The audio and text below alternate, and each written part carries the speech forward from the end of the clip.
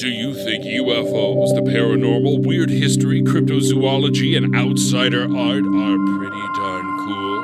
Then you're in the right place. Welcome to High Strangeness with your host, Steve Berg.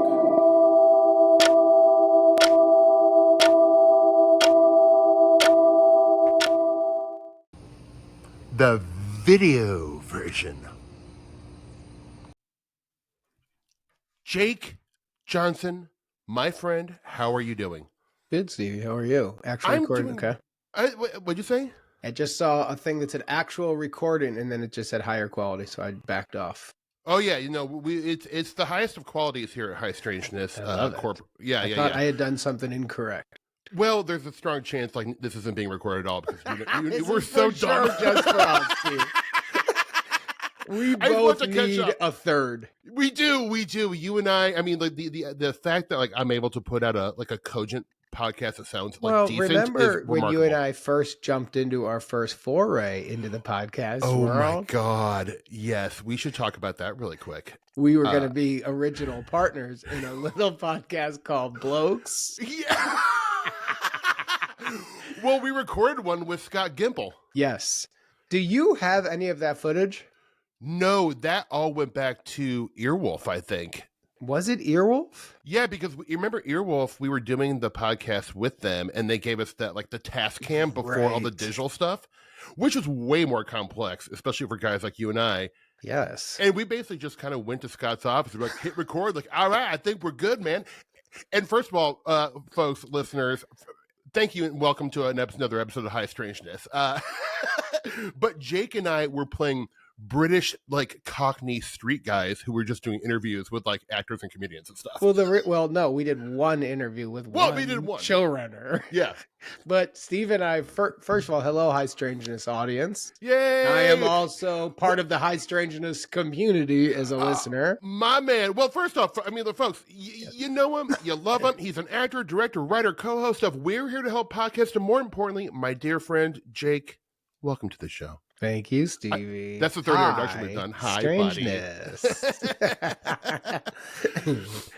Yes, but something Jake and I have been doing, probably annoyingly to everyone else around us, is we just talk in British characters. We've had like entire lunches where we just stay in character. Entire hangs. And we have very different characters. Your character is Tristan. Yeah. Who's a trust funder. Yeah, he's a trust fund rich kid from posh London.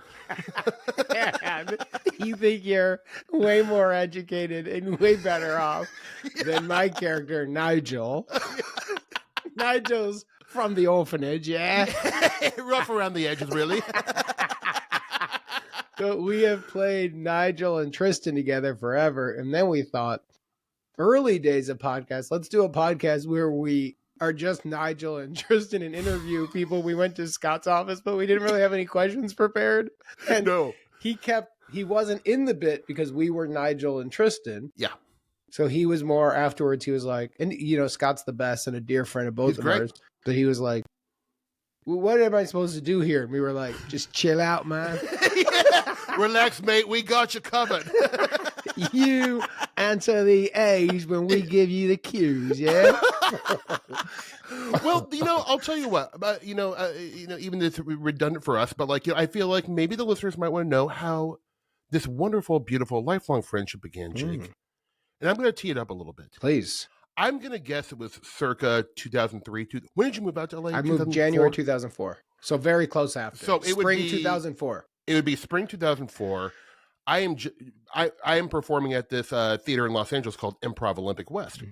And I am recently, you auditioned to be on these kind of like improv teams called The Herald. At the time, we thought it was very prestigious. Turned out it wasn't. But at the time, it really was. It was. It was a game. No, it truly was. It was like a huge accomplishment. It was also pre-YouTube and internet. And the only way to be a comedic actor was on stage. That's exactly right. Yeah, it was all about it's sad that that's not the world anymore. But it used to be you could not get an agent if you couldn't get people to laugh in a 100-seat theater. And if you weren't up there killing it, you didn't have a fucking chance. That's exactly right. Yeah, it was high stakes back then.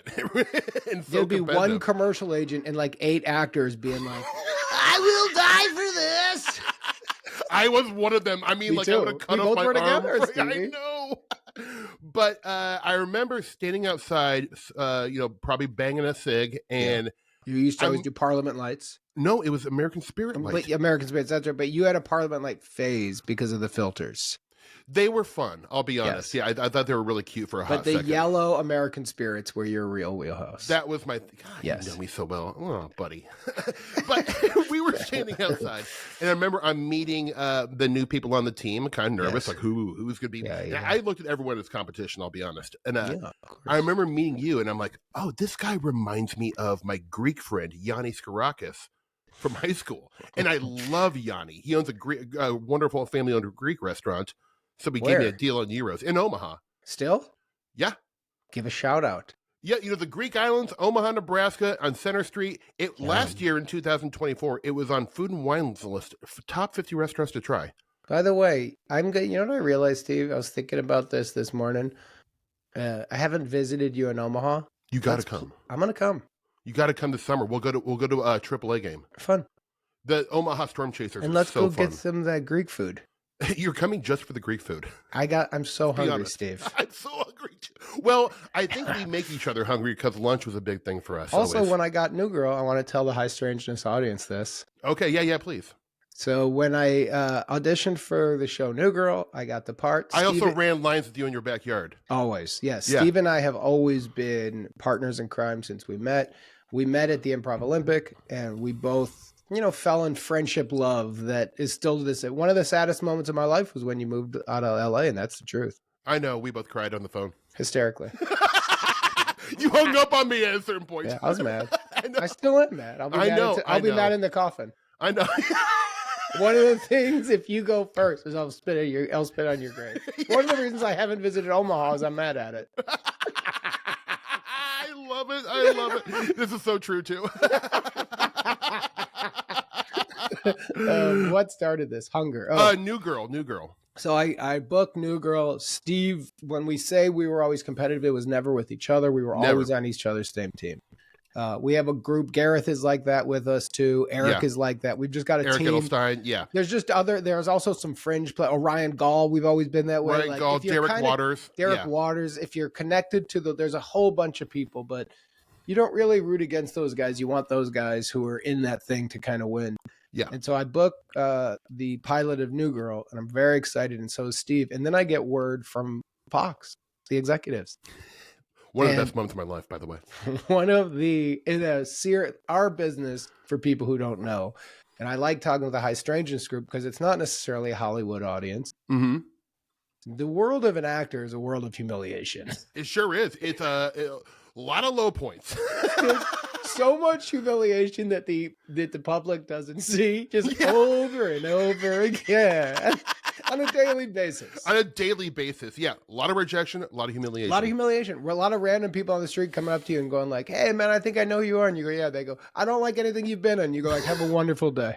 That's I have, because I'm like I never have been a lead in anything, so people would come like, "Hey, man, you're in that thing," and I'm like, "Yeah," and they're like, "I have no idea what you in, but I recognize you from somewhere." I'm like, "Cool." Anyways, I'm just trying to shop at Trader Joe's. I've had literally people go like, "Hey, man, what are you in?" And I go, "I'm not doing this with you." Yeah, I'm not listening. It's just we're two guys in an airport. I don't know you, and they'll go, "No, but I know you, man. What's your name?" And I go like, "We're not doing this back and forth. I wish you all the best on your travels." But I got headphones in. You do too. We're both in our 40s. Yeah. I'm trying to catch a Southwest flight. Separate ways, my guy. But I got a call from Fox saying, "We love you for the show." Thank you. Me too. Happy to be here. And they said, "But we think you're about 15 pounds too fat for Fox television." And I was devastated. You were. Like truly, as a guy who loves snacks and eating. Mm-hmm. But I couldn't believe it felt like the Twilight Zone. You know those episodes where they're like, "We're going to give you $1 million because that's your wish, but it's for like insurance because your children die." That's exactly I was like, I get to be on TV, but I'm not allowed to eat snacks? What is the point? Why get on TV if you can't eat snacks? That's the whole point. I can buy nicer snacks. And so what Steve started doing after I confided in him was he changed my name in his phone and referred to me exclusively as Pizza Johnson.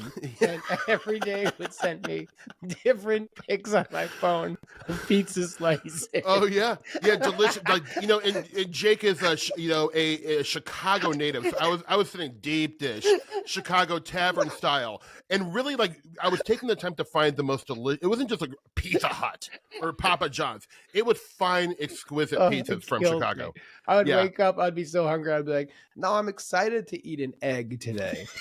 And then I'd be like, oh, Steve called, he might want to hike. And I'd be like, pizza.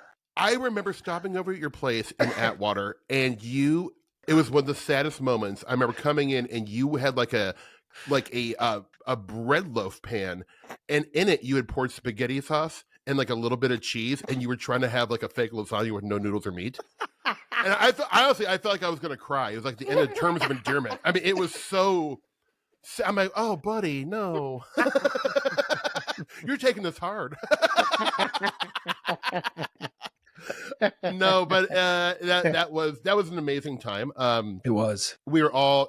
That was kind of the era too, where we were all like starting to like work consistently and actually have real Steve, careers. I gotta say, we've had some amazing eras. I am, still a huge LA fan. Mm-hmm. I do too. And beating the drum on the LA eras, and Steve's heartbeat is still here. You're still part of the community. Yeah, we are still trying to find a way to get you back. We are in competition with Omaha. Yeah. Well, it's I love LA. It wasn't that a dislike of LA. That's for sure. That made me leave. But buddy, you're from Evanston, Illinois. Mm-hmm. I'm from Winnetka, and I'm from Evanston. Yeah. Is Winnetka right by Evanston? It's a little further north. Okay. Well, Evanston is home to CUFOS, which is a Center for UFO Studies. It's one of the first UFO organizations. Also, it's the home to J. Allen Hynek, one of the most famous ufologists in the game. Really? Were you aware of that growing up? No. Yeah. So Evanston's a big hub of UFO stuff? I mean, it's historically significant for those two reasons, kind of. And Jacques Vallée, who's kind of like one of my favorite writers on this stuff, he was a Northwestern astronomer as well. Cool. And so Evanston, there was stuff cooking in the 60s and 70s there. It was really kind of a groundbreaking, pioneering place for UFOs. Can I, and if this throws you in a loop you don't want to go into, please pull it back because you're the host, I'm the guest. Please. But I know Pasadena's got a lot of this stuff too. Oh, Jake. Well, because I like Evanston. Yeah. But I love Pasadena. Well, let me tell you, I think right when you moved into Pasadena, I was like, are you aware that you live very close to Jack Parsons and Jack Parsons Parsonage and Devil's Gate, and where they did like magical sex rituals? So what is all that? Well, okay, let me give you the little thumbnail. So like there was this guy named Jack Parsons who was not a trained rocket scientist. He was at the JPL though, wasn't he? Or no? He was one of the guys they started. This is pre-JPL. They started he was one of the guys who I think started the JPL, or they started the JPL because of his success. But he was just like this kid, kind of who liked blowing stuff up in his backyard. And so he would just go out to the desert, the Arroyo Seco, and just try to make rockets with his buddy. And what era is this? This is like the late 30s, early 40s. Incredible. Right? This is pre-Werner von Braun. The Arroyo Seco is incredible. It's going back to the native days. Oh. And you could see, by the way, you can see on the mountain the trail that we've talked about this. Yep. But the trail that native people used to use to trade, it's still there. It's still there. Which is so crazy. Actually, I just discovered that a lot of national parks, they're just using trails that have been there for hundreds and hundreds of years. Isn't that neat? I think it's so neat too. But Jack Parsons, cut to the chase, he ends up figuring out that using asphalt to make solid engine rockets was the key, was the answer. So he became kind of this guy who broke through rocketry for America. But around that same time, he got really into the occult and ritual magic, more specifically sex magic. And he had this. You're the king of sex magic. Well, that's what they called me in LA, Steve Sex Magic Berg. See, Omaha, Steve, is domesticated cat. That's right. You got 2 cats in your house. LA Steve was stray cat sex magic. Well, that's absolutely correct. I mean, nearly every job I had, there was a sex magic ritual before my audition. I was in the bathroom of the casting office. Yeah, and the bathroom of your trailer while the AD's going like, so the whole trailer's shaking. You're going, 1 second, I'm getting your nerves out. Hold on. I have a big monologue coming up. Your definition of sex magic is masturbating in a trailer. Okay. Back to where we were. No, so yeah, I'm doing a Babylon working in my trailer before a sitcom monologue. Excuse me, I got to do some sex magic. Yeah, hold on, I'll be there in 5. I don't need hair and makeup. I don't need a towel because I am sweating because of my Peloton.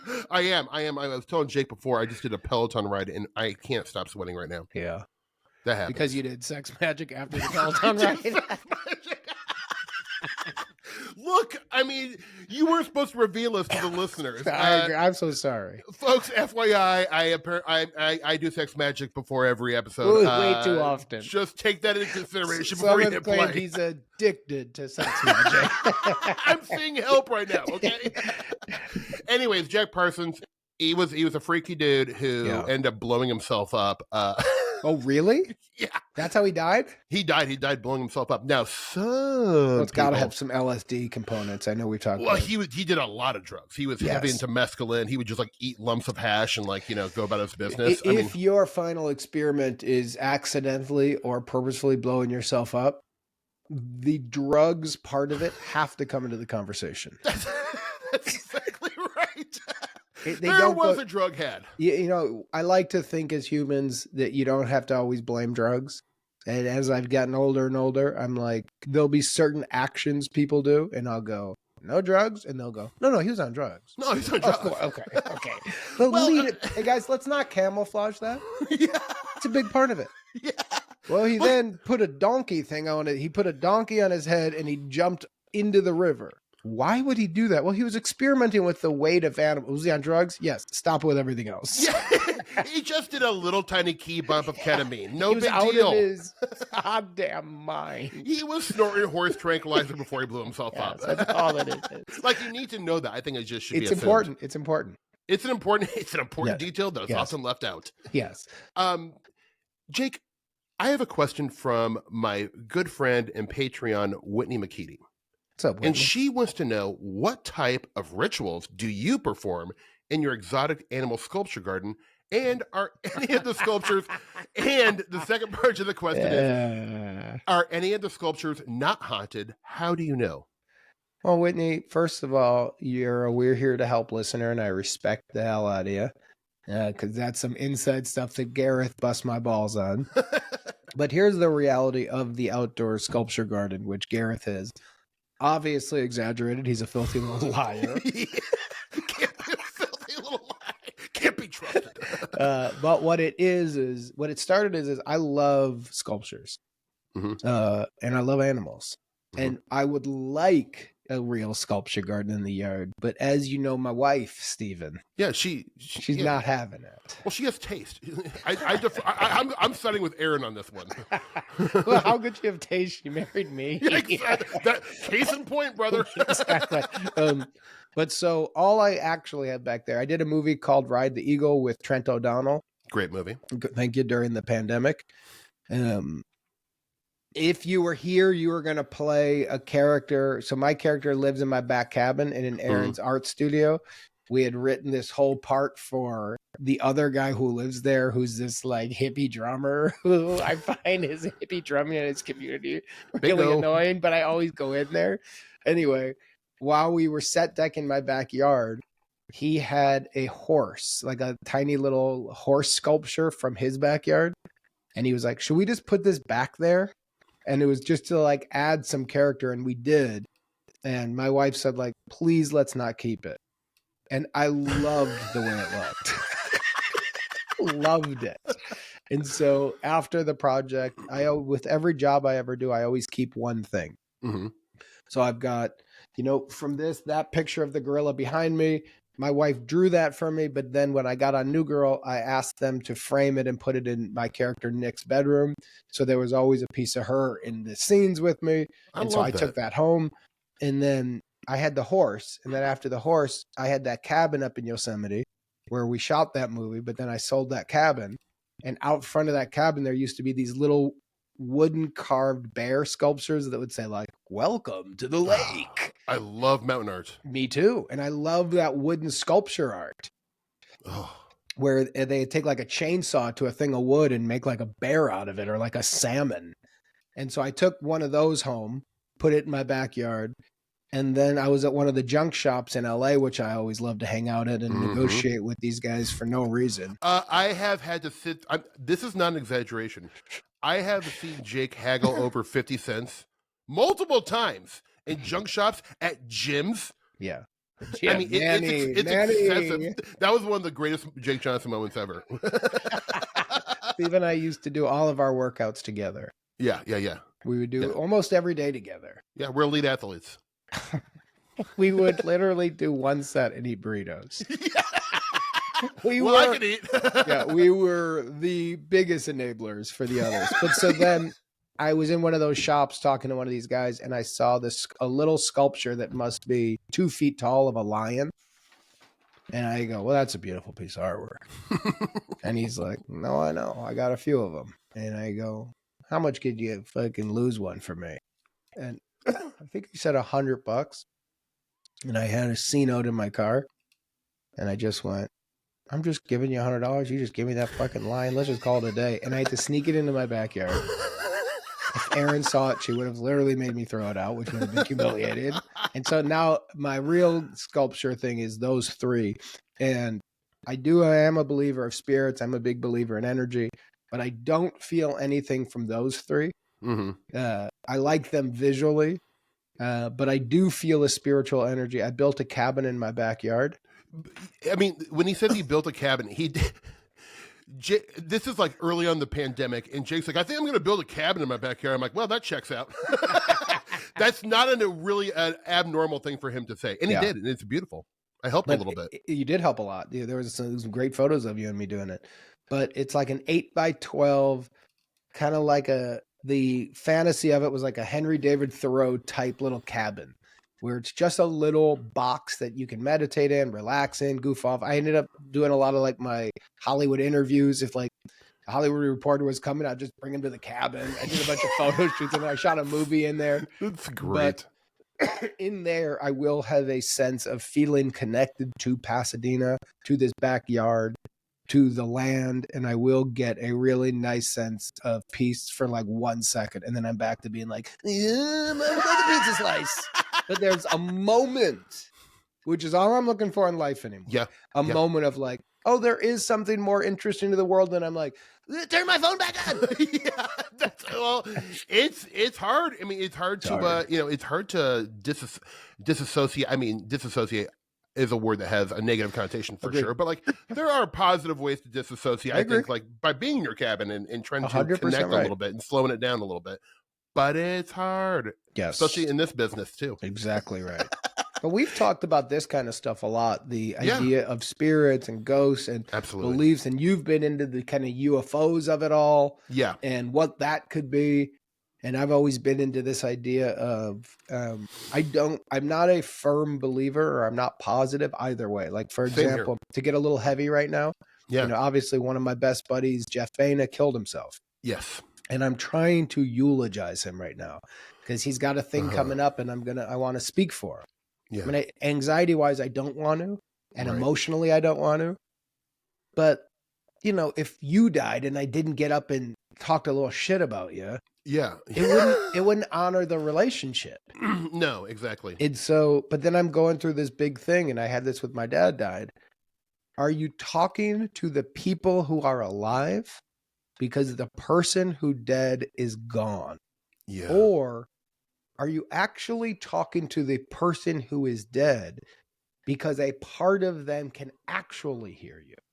Or are you talking to a part of yourself and your memories of this person, the way like through therapy you talk to like your inner child? Well, you're not really talking to your inner child, but maybe you are. Right. But you can actually like improve through therapy to like talk to your inner child and walk them through certain moments.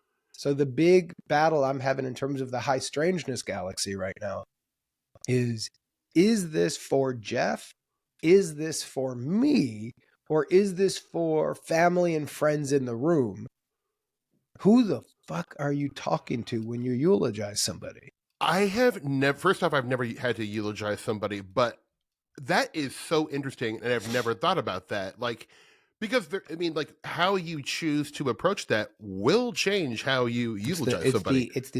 Well, I thought this one. So when my dad died, who obviously my dad was one of the biggest characters I've ever met, one of the funniest human beings on planet Earth. Agreed. Amazing person. One of those guys that unfortunately in 2025, those types, that type of American man is going away. They're still in other countries. Yeah. But the American Midwestern, his nickname was Croco, as in crock of shit. He was a car salesman with a huge mustache. Told the funniest stories. He was an archetype. He really was. He was a kid who grew up in the 40s and then in the 60s met drugs and was like, acid's a wonderful thing. I took it every single day. And then the 70s, he's like, I like a little bit of speed. And then cocaine, he goes, I got this huge Jew nose and I just ram cocaine into it. He's like, and I love the chicken. And then obviously that guy in the 90s goes, I've made some bad decisions and I'm going to get sober. And you go like, you're just the greatest thing on planet Earth. Yeah. But it's time to eulogize him. And so I'm eulogizing a man who I knew, yes, as a dad, but also as a dear friend. Right. He would tell me really funny, inappropriate stories, and we would bust each other's nuts. And like all my friends, the relationship was you mess with each other. Yeah. And you kill each other because you love each other. And so then I'm like, but his sisters are there. And my cousins who I don't know are there. And there's a lot of the stories that he and I would talk about that I don't know who he talked to about. Right. But if I'm doing a scene with Megan Fox and New Girl, when I'm going to my voicemail, I'm getting I'm thinking about you. You're this ugly guy. You got this ugly little face. Megan Fox is beautiful. What kind of witchcraft are you doing? I was thinking about you. Call me later, Barry. That is the perfect Croco message, too. Yeah. And then you're like, fun. So when I'm thinking of the eulogy, am I going, my father, Kenneth Richard Weinberger, was a wonderful man. I didn't know him until I was 25, but the man I knew had honor and respect, which he did. Yeah. He was a wonderful man, and I will miss him greatly. Or am I talking to Croco to make my brother laugh and his friends laugh, his AA buddies, and going like, all right, let's get real about who this guy was. Right. And then we all get to laugh in his honor. Yeah. Or is he here? Yeah. And is this my last chance before he goes to the light to go, hey, Dad, I'm now doing this publicly, but this is you and me, and it's the last time we do this because I hope you're moving on. Yeah. But maybe this memorial, you're coming back for it. Right. Like maybe that's why you do a service to go, you're almost 99% in the light. Your energy gone. You're basically in the past tense. Mm-hmm. But for one more day, you're in the present tense. One last hang. One last hang. We're all here together. We're going to pretend for a second you're not dead, fight through the tears, and then tomorrow you're dead again. But for this chunk of time, man, what if we could feel you? What if you actually, came in the space with us? Right. And I'm like, and that is my version of high strangeness, where I'm like, when I talk to you and I go, so what do you believe? And you go like, I don't know. I could believe or I could not. Yeah. That's where I'm 50-50. Right. Well, I mean, the thing is, like, I feel like nobody knows for sure. So when belief is an act of faith, oftentimes, like, I have faith that this is going to happen, but no one's certain about that. And if you meet someone who's certain about these things, they're lying. They're lying, Or they're just decided to be certain. Yes, and that's fine, Agreed. but they can't whatever you also try to convince people because there's no And evidence, back in right? the day, they would murder you if they couldn't convince you. And Back in the day, it's still happening. it's still happening. Yes, but Low-key. it's true. You're so Yes. convinced, but I'm glad you're convinced. It has nothing to do with how I feel. That's exactly right. So, like, to inflict that upon someone else. Well, it is interesting though. Like, I after saying that, like, do you feel when you were, eulogizing your dad, like, do you feel like you had made the choice of how you were going to do it? Were you talking to him? It was. So it was kind of like a mixed bag. It was. I had never. When you said you've never eulogized anyone, you didn't know how to do it. That was my first one. Mm-hmm. So I didn't know how to do it. Yeah. And the night before, I'm sitting in the hotel room, and I'm like, I don't get it. Right. And so my speech was kind of in between a lot of. I didn't know what to do, but I was not talking to him. What I was doing was talking to his friends and my brother and sister, and going like, I was like, I'm not going to be overly sentimental. I was like, here's some literal nicknames from this king. Right. Like just there's the other side. Yeah. And then I ended sweet, and it was nice, but my brother did something really funny. So my brother and I have been doing this like 40-year bit that we are writing the greatest sketch show ever written. Right. And we haven't written a page of it. But every time we talk, there'll be like a good bit, and we'll be like, put it in the show. Yeah. Like, that's the greatest sketch ever written. Put it in the show. And one of our bits is our father's our executive producer. And I'll be like, guess what? Dad's mad at me. And he'll go, and I go, because I was in the fucking Bahamas at a writer's meeting, and obviously he paid for it as the executive producer. And then in the end, he said, do you have any pages? And I go, yeah, the first stage of writing, asshole, is doing cocaine on a jet ski in the Bahamas and coming up with ideas. And then he had the nerve to go, you've been doing this for 40 years. You don't have a page written. And then my brother would go like, he doesn't get it. Right? And that's like, it's just our run-air bit. We love to do it. And so I do my speech, and it was good, but I cried like a little baby. I lost How do you not, though? Yeah. My brother didn't. He was better. And then my brother, it's his turn. And before he gets up, he looks at me, and as if it was a comedy movie, he goes, watch this. At a fucking funeral. Then he gets up there, God. And he's like, and my brother adored my dad. Like they were very close. So I'm like, this is real. My brother lived with him a lot. My brother forgave him way sooner than me. Right. Very close, those two. Right. And then my brother goes, our father was the executive producer of our dreams. And everybody in the room, it meant a lot to him because he really cared about people winning and succeeding. Right. But he also tied it into our bit. And I was like, that is perfect. Like afterwards, my dad's sister was like, when your brother said he's the executive producer of your dreams, it's real? Because he loved it. And I was like, I know, but you don't also realize it was the perfect line for the joke. It was about people crying. He made people cry. And so I was like, so that you was that. And then I go for Jeff, but I'm not doing it for the people in the room because his family out of Miami, I don't know them at all. Yeah. His crew in LA, he's got, 300 people deep. Yeah. Jeff had so many different circles. My real friendship with Jeff was one-on-one. Yeah. It was hikes, it was hangs, it was texts. Yeah. So I'm like, I'm not worried about people in that room being like, I think I'm doing it for Jeff. And then by the end of Jeff's life, Jeff didn't believe in the afterlife. Mm-hmm. So he thought when you died, it's ashes to ashes. He had a dog he adored. And go ahead. Did he once believe in an afterlife and he had this kind of evolution to atheism? Jeff was a guy into ghosts and spirits. He's really into you guys, if you guys met, if it wasn't through poker, right? Yeah, we played. You guys would have really connected. Like we're doing something at Griffith Park where we're gonna try to put his spirit there. There was an area. Jeff was really connected to a lot of different stuff and had thoughts on everything. But I'm like, we would talk ghosts, we would talk spirits, we would talk about all this stuff. But later in his life, towards the end, all of that started to fade into blackness. Ugh.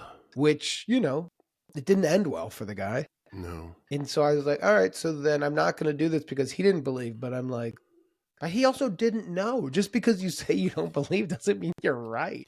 Right. Like, why did the non-believers get all the credit of like, well, he didn't believe, therefore it's not real? Well, guess what? If it is real, he's going to go, cool, I was wrong. Yeah, nice. I've never been so happy to be wrong, right? This is the best, man. Yeah, exactly. Well, it's kind of interesting with the afterlife. Like, so, like, there's this book called Time Loops by this guy named Dr. Eric Wargo, and he, in a lot with quantum physics and stuff like that, they're kind of saying like humans' perception of time is their perception of time, but it's not exactly how time works. Interesting. Right? Yeah.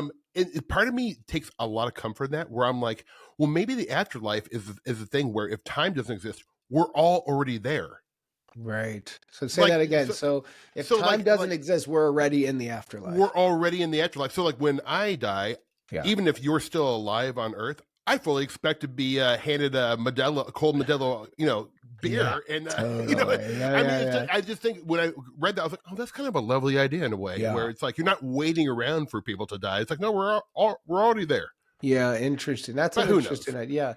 I like that idea. What I'll also say is I like the idea that those that have died are, so my uncle Mark died in 1977. That's why I was born. I was born as like a vessel for his spirit. My real name is Mark Johnson.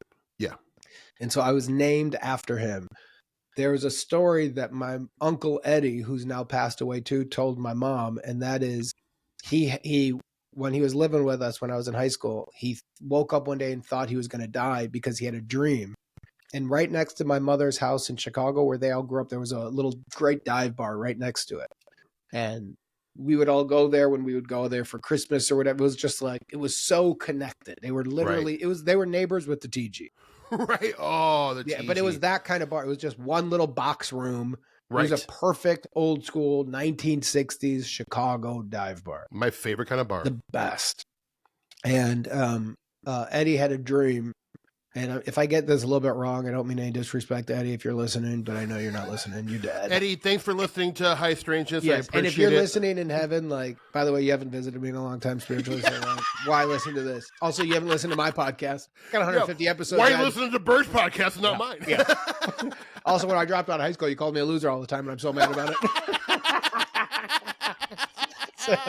But he had a dream that he woke up and he goes, I was walking into the bar and my dad was there and Mark was there and they were sitting at the bar like they were waiting for somebody. And when I walked in, they looked surprised and I went like, no way, and woke up. And so he was like, oh, and then, whatever it was, a year later or 6 months later, I don't remember the dates, my Uncle Timmy died. And my Uncle Timmy, who was an alcoholic, his dream would have been to like drink with his brother at the bar. Right. Mark was one of his best friends. So what my mom always said, or what Eddie said, was that like, or I don't know if Eddie said it, but I know my mom did, was that Eddie stepped into Timmy's thing. But they were waiting for Timmy. Right. And so I don't know if any of this is true or it's just fun stuff to tell ourselves. Right. To make the world feel less scary.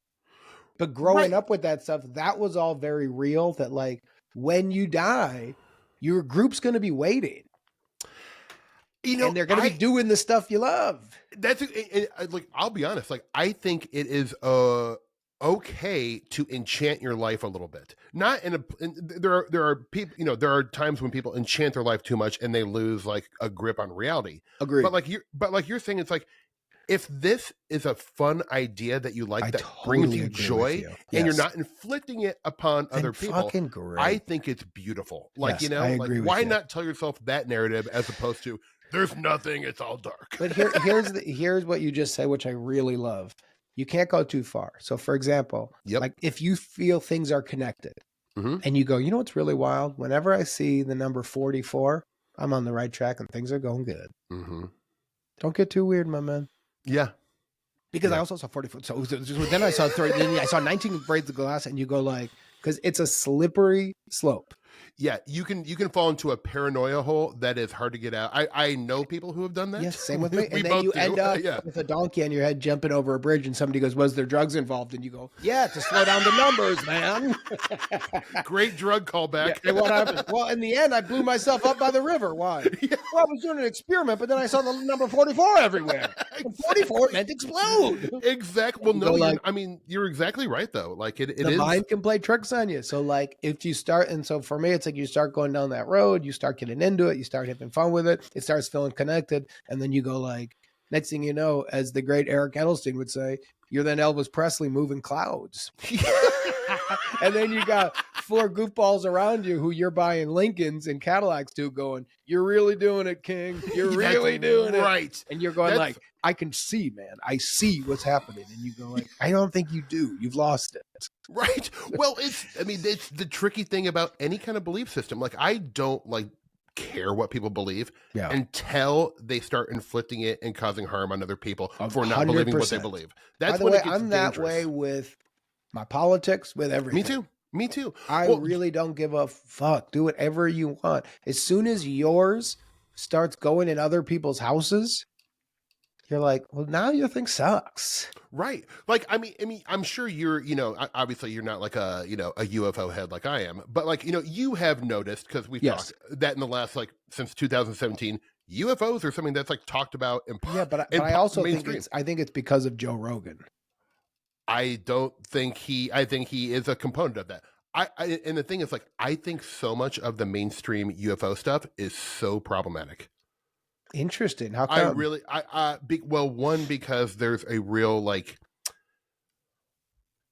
real hate-driven UFOs have always been problematic since truly since the 1940s. There was a lot of people who were silver shirts, which was an American Nazi party, who were tangentially involved in UFOs. And there has been this undercurrent of a patriot kind of militia movement. Interesting. The entire time. And now it's at a fevered pitch where it is if you don't believe us, you're an idiot. And it's a very scary time for UFOs, where a lot of people my friends who aren't just you must be so excited. There's all this UFO talk. And I'm I'm really not. And I think a lot of it is problematic. Just because now we believe we have momentum. So if you don't believe, you're an idiot. That's exactly right. And everyone's well, the most important thing in the world is UFO activism. I'm my man, it is not. It's the least important thing in the world. That makes perfect sense. And so there are literally these disclosure activists who are putting so much time and effort to get all the info. And not a very positive way that I would like to see it happen. So, but here's my big question about the UFO stuff, because I'm not a big believer in it, but it's not something I think about a lot. Right. And the reason I don't is, let's say there is a bunch of UFOs on a far off planet. Right. You okay? Yeah. Great. I'll worry about those guys when they get here. Right. Or they'll worry about me when I get shipped there. But unless they, 1980s put me on a ship and probed me the way they scared me and told me they were gonna. But if, honest to God, if what happens is one day I'm on a hike, a spacecraft comes down, a little green guy gets me and sticks something in my butt, Steve, it'd be the funniest thing to ever happen to me in my whole world. If I came back and I go, you're not gonna believe it. You go, what? And I go, I'm all sorts of fucked up. I got abducted. What? No, you did not. Shut up. You're just saying that to make me excited. Steve, 4 little green guys, red lights in their stomach, really long fingers. There was a light at the end of them. They knew all my thoughts. Their time was really weird. They communicated by going beep, boop, beep, boop, beep. That's how they talk, actually. And then what happened was, you're not going to believe this. You know what they were interested in? What? What could they be interested in you for? Which would exactly be your line. They weren't interested in the brain of a human. No. Or the way the heart worked. They just wanted to stick their fingers in my butt. What? All people are afraid of is they probe your butthole. I'm by the way, what a way to get American men to go to proctologists. You know what they're going to do? What? Stick a finger in your butt. It was the anti-proctology lobby who put that by out the there, way, probably. You know what we both just had? in our lives, colonoscopies. We did. How'd yours go, by the way? You good? The doctor said perfect. Hey, clean bill. But he wasn't talking about the insides. He said you have a perfect little butthole and he said, "Thank you for making my job so pleasant." And I go, "You're welcome." Right. I go, "How was it inside?" And he goes, "You're dying of cancer." Yeah. Oh. Well, it's, they are like, there is a cosmic proctologist aspect to the 80s UFO abduction thing, where totally. That was that was the whole fear when I was growing up. Oh yeah. That what they were going to do is they were going to kidnap you, put you in a spacecraft. Yeah. Take you out into space. Yeah. And literally just probe your butt. Like, if you think about how goofy that is. Yeah, it's insanity. But that's look, I don't know if that's the fear in 2025. Like, I've got kids and their whole definition of everything is so different. And I'm like, oh my God, I was so raised in the 1980s, which now feels like a billion years ago. Yeah, it does. Because you're like, but even like our fears, what we were raised at, I'm like, oh, I thought this is what everybody was all the time. But I'm like, no, my daughter's fear would not be like, a scary thing about spacecraft would definitely be if they probed in my butt. And I was like, right. That's insane. That would be an idiot's logic. Yes. Yeah. That's not a thing I should be scared of. Yeah, that is. I also had a moment with them where I was really thrown. I took a jog with one of my daughters and her friend, this girl who I just love, these neighbor girls who are, they feel like little nieces. And they wanted my daughter's into sports and they wanted to go for a run. So we did like a 3-mile jog. And I was like, that's a lot. It was the best. I was like, how fun. Yeah. And they were in front of me, not really talking to me. And I was behind them being like, you guys are doing great. And they're like, we don't need your encouragement. I'm like, awesome. And then we're finishing and we're all talking and we all have that endorphin rush of like the sweat. And one of them goes like, so how long was that? And I was like, well, it wasn't quite 3 miles, but it was more than, 2.5.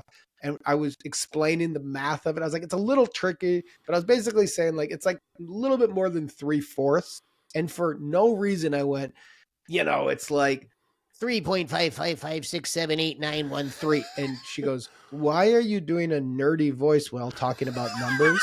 And I literally went, I don't know. And I go, that's probably my thing. But you're right. Math isn't nerdy at all, and neither are numbers. So, and I literally was thinking of Revenge of the Nerds in the 80s. Yes, exactly. And I was like, because I think jocks are super cool if they have like big, fluffy hair, and nerds do math. But you're growing up in a world where we all have computers in our pockets, and so I don't know. I'm confused. Well, in the 80s, where you're truly like, if you were smart, you're like, man, why would you be smart? Being dumb's the thing. Yeah, strong and dumb. Strong and dumb. You get to like make out with the babe and beat up the nerds. Yeah, and none of those people made it past 25, I'm sure. Like, no. They died of drugs. By the way, the world we live in is Revenge of the Nerds. It is. They won. They won, clearly. Look at us. We're doing a podcast right now. We have microphones in front of our faces and we're in our closets. Yeah, look, you know what I do for fun? I read about like weird Nebraska history, like until 1 o'clock in the morning, I read about black cat sightings in the 1890s. I mean, like, yeah, I'm a nerd. But as a wise man once told me, you know what nerd stands for, Jake? Never ending red dude. Stop it with that. No. Yeah, that's the worst thing I've ever heard. I'm gonna shove you in a locker and hang you by a flag post by your underpants. You bully. Jake, I want to ask you about a mutual love we have, and that is a little thing I like to call food. I'm so glad I was gonna interrupt you as a joke and say Vietnamese food. Well, I was gonna. I wrote that down as a question to talk about that. Best interviewer of all time. I wrote down 4 things to just to prop Vietnamese food. Vietnamese food. But we here at High Strangeness, we do love to talk about food and recipes and different cultures. It's just a beautiful thing. I love it. But you being from Chicago, what is now? Take dietary restrictions away, take calories away, how bad it is for you. What is a dream Chicago meal? Well, I got to be honest, Steve. So I lived in Chicago from the time I was born until I was 18. Mm-hmm. But then I left. Yeah. As you know. Yeah. And in press, I will do way more of the Chicago stuff. But with you and me, I've lived in LA since 2004. Yeah.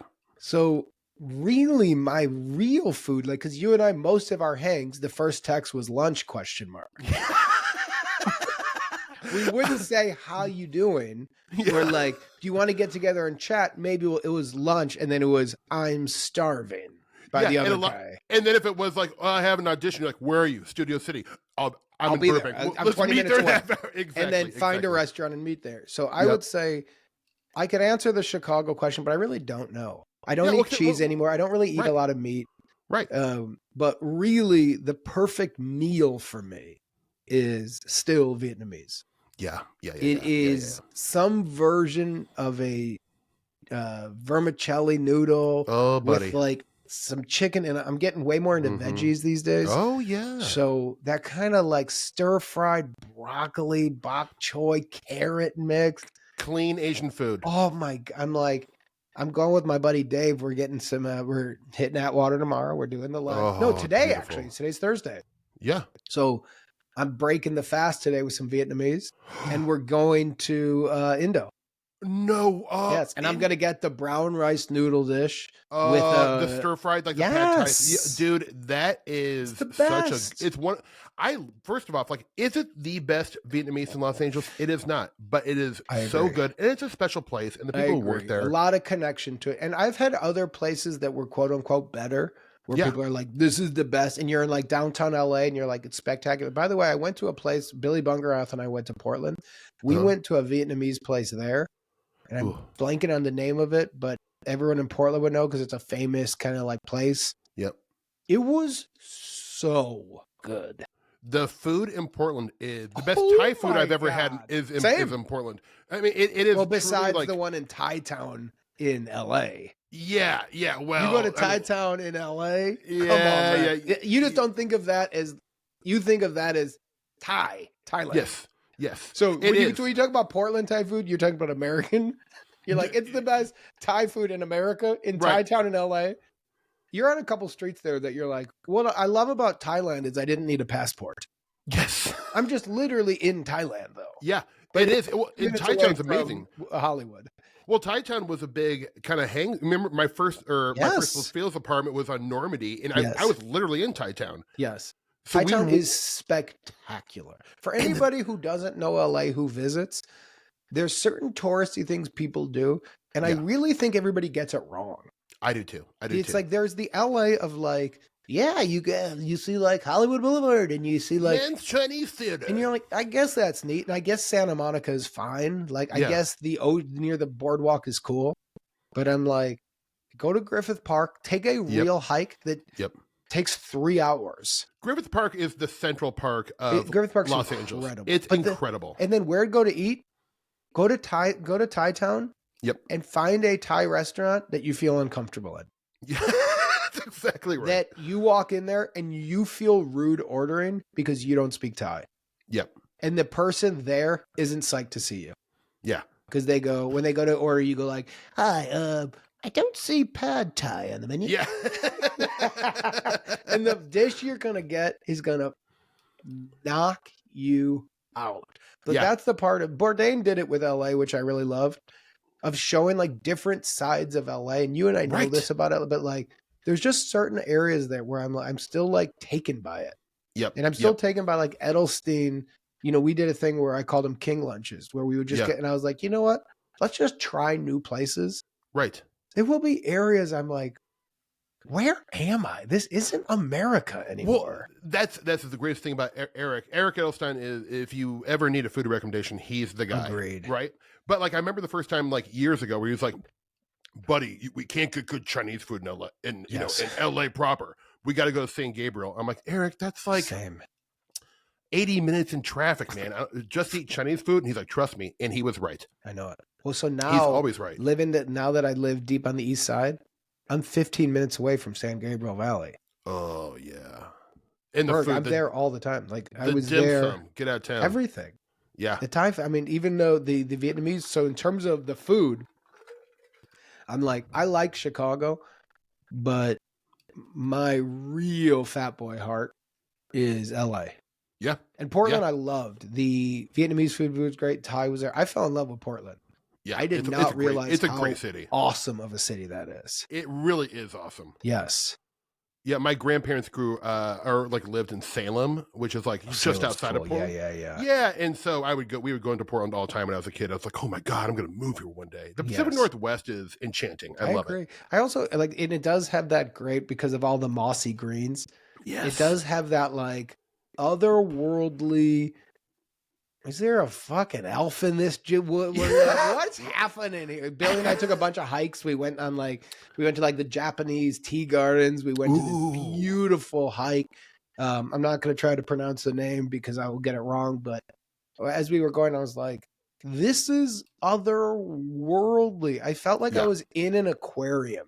Yeah, the trees are just like they go up. It's like they're never ending. They're huge, and there's the smells. Like going to Colorado and hiking is different than. Agreed. Well, I guess it's all. I like Colorado too. Colorado is wonderful, but there's something different. Really, like when you're hiking in Portland. I say this in the most lovely way. It's weird. Agreed. There's a weirdness in those. By the forests, way, man. you know what I felt? So I love Colorado. I love it because it's beautiful. I don't find it that weird. I find it gorgeous. I don't either. But I feel like I kind of want to learn to snowboard while I'm there. Right. And then very quickly my body's like, no, you don't. But when I was in Portland, and mind you, I don't smoke weed anymore. So it's not like I would love to blame this on drugs, but unfortunately, it's just the weird brain. Yeah. But I felt like I was in Honey, I Shrunk the Kids, and the trees were like blades of grass. Right? Where I'm like, when I first saw Honey, I Shrunk the Kids, and it was the first time as like a little 8-year-old, I was like, I don't know the term art direction, but they've done a wonderful job on this picture. That blade of grass actually looks like a tree. This is a fascinating picture. And Rick Moranis, he's a star. Yeah. Well, you can see why, there's such the forests of the Pacific Northwest have such a long and storied, and I'm talking about hundreds and hundreds of years, long and storied history of high strangeness. Really? Yes, I believe in all its many forms. How about going Canada back to and like the Vancouver area? Get out of town. Same. Exactly. That area is really trippy. It is really. It's almost like the Pacific Northwest on steroids. Like it's like even like a little more intense. Well, that's all the David Lynch stuff too. Absolutely. That whole world up there, whatever that weirdness is, was all tapped into in Twin Peaks. Yeah. Where you're like, that is the Northwest. That's Vancouver. It's not quite Seattle for me.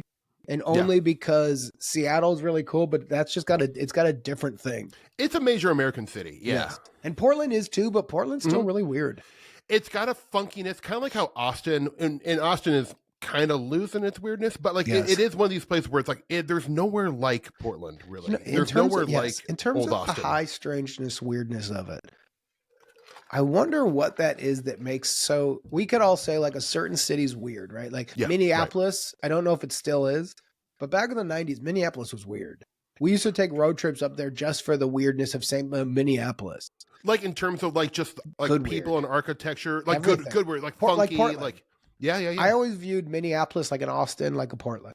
Right. Like Minneapolis is a great art city. They have a lot of good bands. When we were in high school with like Bill and Oliver and I, it was just drive up to Minneapolis. Just be there. Like there's just a cool energy. And a weird question that I don't know the answer to, going back to the UFOs and the high strangenesses, is it the place or is it the people? Because maybe if you go to like the earth, that if you go back to like why I like the Arroyos so much, that right now it's not what it used to be, because that little, river has been cemented over and blah, blah, blah. It's dry, but way back in the day with native people, that was a magic river. It was a spiritual area. It sure was. Everything was based around that. That was life. And so was that based around life simply because there was water there and that's what brought people there? Or was there some energy that humans from the beginning went like I was in Hawaii years ago. I did a movie, and on my last day, I was with Lauren Kahn, the really funny writer, and my flight got delayed, so I got stuck in her room, and she went back to work, and I was in her room, and there was like a ton of weed. Yeah. And I was like, you know what I'm going to actually do? And I had spent the whole time there doing that project. I was with Nick Poole. We were hanging out, but I didn't feel connected to Hawaii at all. I just thought like, wonderful vacation spot. Beautiful, yeah. I like a Pokeball. Yeah. And boy, do I too. Yeah, so good. Very Lunch? Good. Yes. Come meet me and Dave. It's going to be great. Okay. But so I got way too stoned. And I was sitting on the porch and I was like, anxiety boy, can't get on a flight. And I looked at these mountains, and one of the mountains, I was like, I just had this feeling about it of like, oh, that's such a special mountain. Mm-hmm. And I was like, they're all beautiful, but if there's a sender, it's that one. And if there's like a mother, it's that one. And I was like, I just kept looking. I was like, it's so powerful. It's so soothing. And I was like, oh, I wonder if early people like that, they were connected to something that either I'm making up because of the weed or I'm feeling. And so if you go to like an Austin or you go to a Portland, like maybe that land was always a little weird. And so what you're tapping into is not, there were great bands there in the 70s, man. It's like, no, we didn't do it. It was there before us. All we can do is like maybe experience it or maybe not. Yeah. I think, so I am a big, I'm not going to say believer, but I am a big fan of the idea of the magic of place. Yes. Big time. And with, kind of weaving it into a high strange thing. And I'm not sure if you're aware of this, but there are certain places that have, at least seemingly from what, researchers can tell, places that have a much higher instance of high strangeness. Totally UFOs, yes. hauntings, cryptozoology, whatever you want to, whatever manifestation of the weirdness. But there are these places where this stuff happens more than others. Right. So to me, that doesn't feel like necessarily that the people are manifesting that. I could be wrong, but it does feel like there's some sort of magic or weirdness embedded in geography. I think that's exactly right. And a lot of these things, you were talking about the water of the Arroyo Seco and how it was so precious to indigenous cultures. I shouldn't say most, but like in Nebraska, for example, the vast majority of the weird stuff that's happened in Nebraska is along the Missouri River. Going up and down the state. So what are rivers? They produce a ton of energy. Right. So there's something with water, and I really do think that there's a lot of places that have a lot of quartz underground, and those places have higher instances of UFO sightings and other weird stuff. You know, it's a weird thing about that. But in terms of rivers and all that, this idea of like the land giving you a gift. Yeah. Like if you think about, if you watch a show like Alone, right, and you're, and you're starving, or if you and I used to always talk about, you and I were obsessed about survival shows. For a long time, going back to Survivor Man, Yes, and our dream was we were geeking ourselves up to try to survive. We were gonna go do it. We were like, we'll take 2 Cliff Bars. You and I our friendship should be called We Were Gonna Do It. We were gonna. But the idea of it was that the land will present gifts, and those gifts will be really strange, but really interesting and can really help you. Have you ever received any like weird gifts that, it could be food, it could be from the land, it could be anything, but something that you were like, strange. Like, because if I think about like in my life, like I've had weird little moments, like stupid stuff. Yeah. The Booker shirt. Remember when you had the Booker? So Steve Berg used to have a shirt that was blue and red button down with snap things. Yeah. Snap buttons. And he referred to it as the Booker. Well, you gave me the Booker. Right. I booked and for 3 jobs. You don't know. Yeah, the Booker, it was referring to like, this is the shirt I wear on important auditions to book the job. Yes, and there's something. And by the way, it wasn't a great looking shirt. No, it was nothing. But not a bad way. No, but it was not extraordinary. No, it's just a regular Western cowboy shirt. Yeah, it was a nice looking shirt. Sure, it was a flattering fit. Yeah, for all body types. Yeah, but. It was big. It looked good. Mm-hmm. But Steve was on a hot streak. I was on a cold streak and he said like, I'm going to give you the Booker.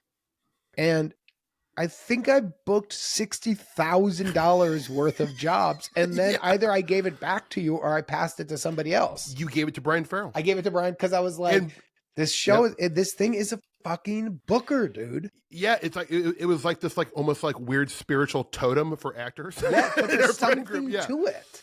Well, and whether it's psychological, it's like, hey, I have this extra little bit of confidence because I'm wearing a magic cloak that was given to me by a friend. I mean, it's I don't know what it is. Yeah, and the thing is, even if it's just psychological, that has an impact. But what was the last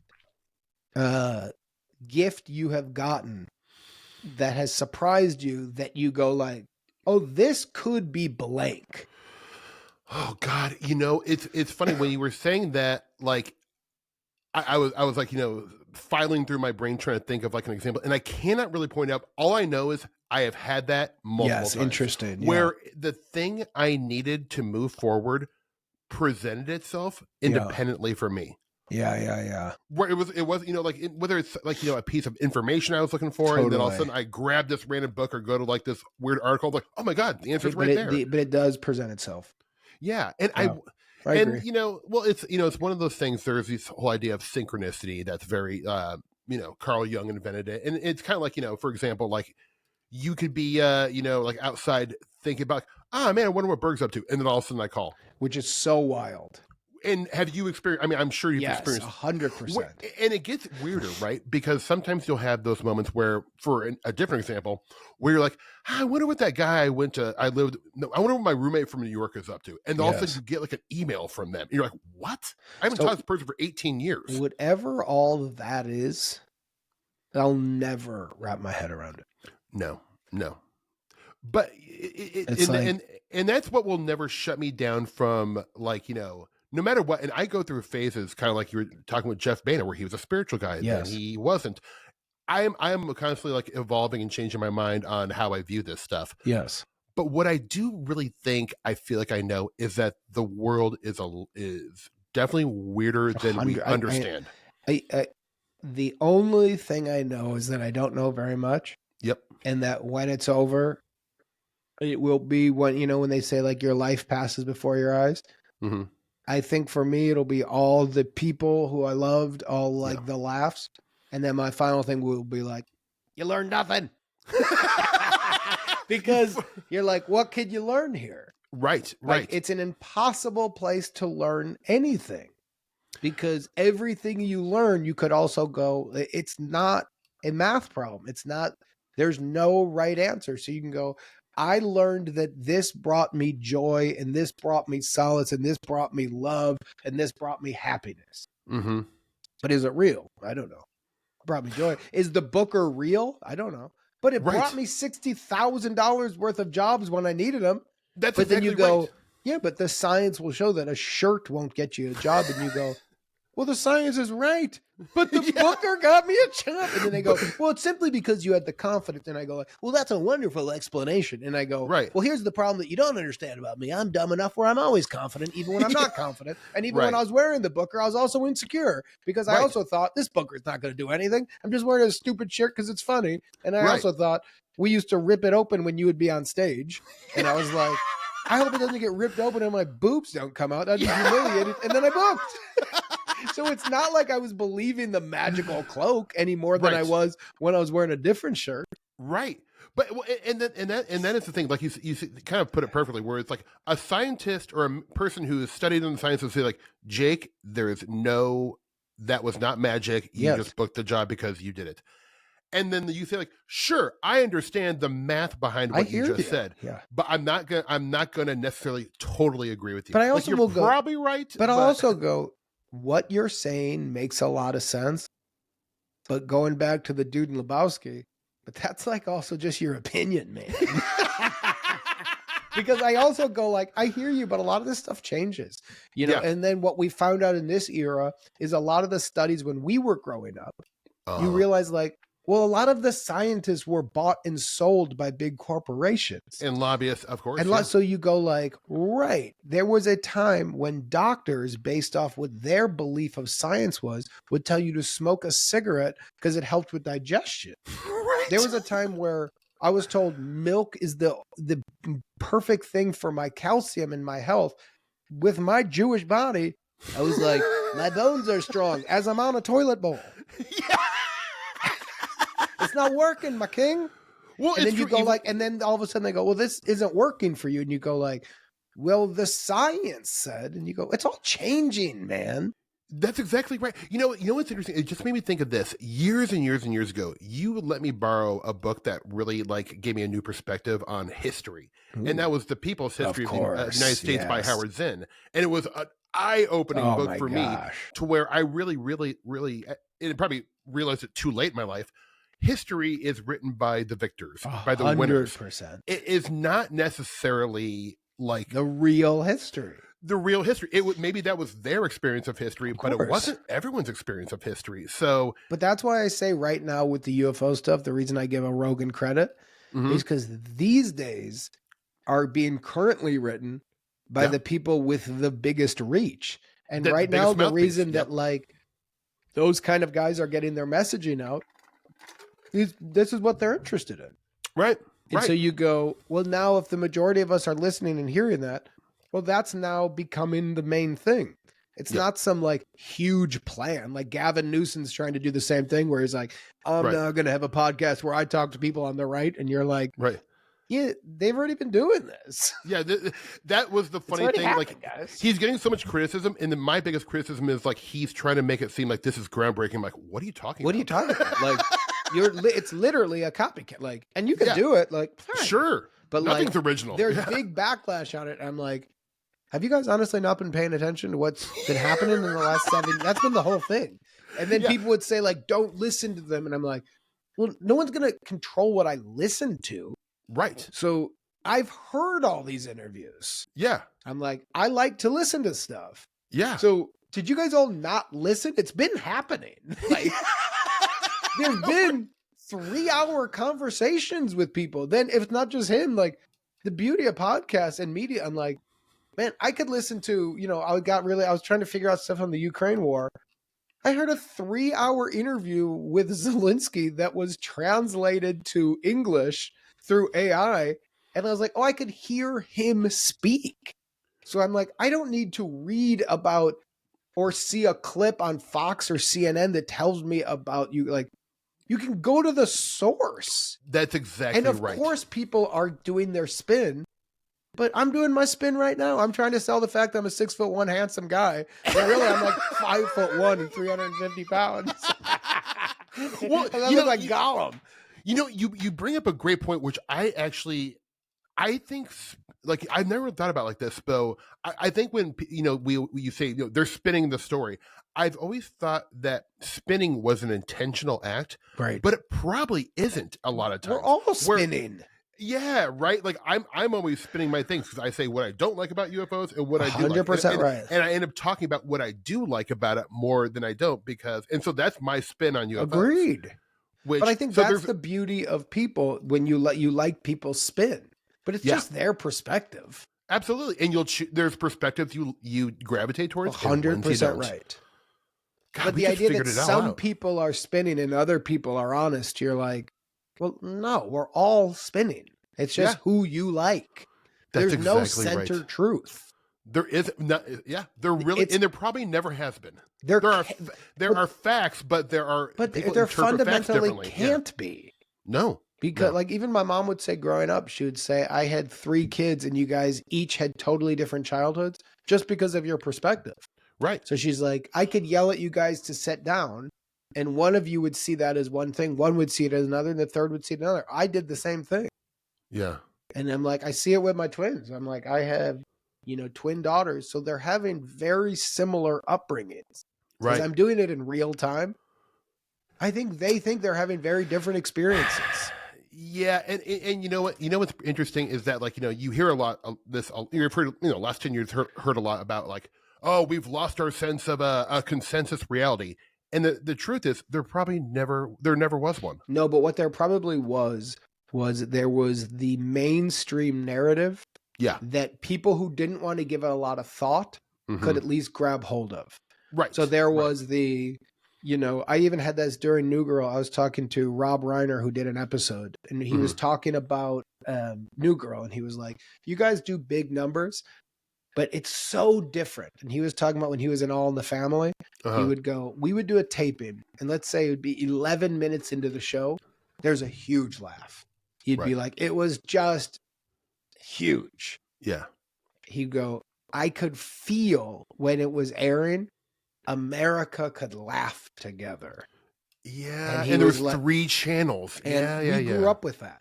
Right. So there would be a moment of cheers where you were like, a lot of America is watching this right now. So we as a group, we're all having our different perspectives on it, but we're all being told one message, and we could all take our own take.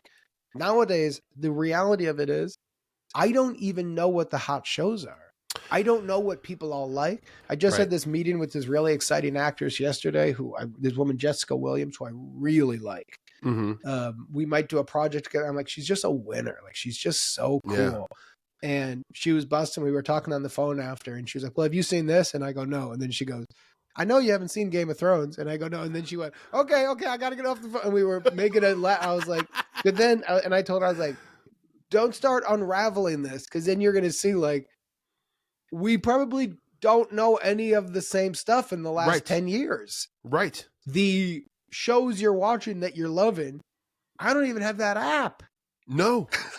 Yeah, people always ask me, like, dude, you see like Severance? I'm like, I don't know. I don't think so. Do I have Apple? I don't even know. I don't even know what apps I have. Yeah, you're like, yeah, it's cool. And you go, but I'm on a whole different kick. Yeah. And then you go, and the kick that I'm on now with like media and things being like, I'm into Chaos right now, that book. Have you read it? Are you reading I'm in it? It's so good. I love it. But I've never been into the Manson case. I've never been into the conspiracy of the 60s and true crime. And by the way, like who the CIA really is, it's never been interesting to me. I never have really given thought of like, who did kill JFK? No, I love that stuff. I know a lot of people do, and I've always been, when you and I have been at the Roost, you'd be like, there's got to be more than one shooter. I'd always be like, there's got to be something more fun to talk about. Yeah, that's exactly right. It's 2007. Like, we got a bowl. Why are you still obsessed with We got a bowl of popcorn in front of us. Let's see who can eat it first. I'll put you $5. It's me. Let's just anything better than who shot somebody in the 60s in Dallas. Right. I'll never get over it. But for the first time now, when I'm in this new kick, and I know my buddy, my trainer, this guy Rudy, who I'm great guy, but he was the one who first told me about it. And he was like, I think you might get into it. And I was like, yeah. And I started listening, and I was like, oh, I love this. Then hearing that what the CIA was really working on with LSD was mind control. Yeah, MK Ultra, my friend. Government? Look, I probably gave you about 3 lectures on MK Ultra back in the day. You're like, shut up, let's get another beer. I wasn't ready. You were ready. We're ready when we're ready. We're ready when we're ready. If you like chaos, I have another book I'm going to recommend to you when you're done that you'll love, I think, just as much, or maybe even a little bit more. What's it called? It's called The Bluegrass Conspiracy. Okay. But it focuses on kind of drug running and gun running in the South in the 1980s. Interesting. It is a page turner. You will not be able to put it down. Wow. It is so good. You'll love it. And have you checked out the telepathy tapes?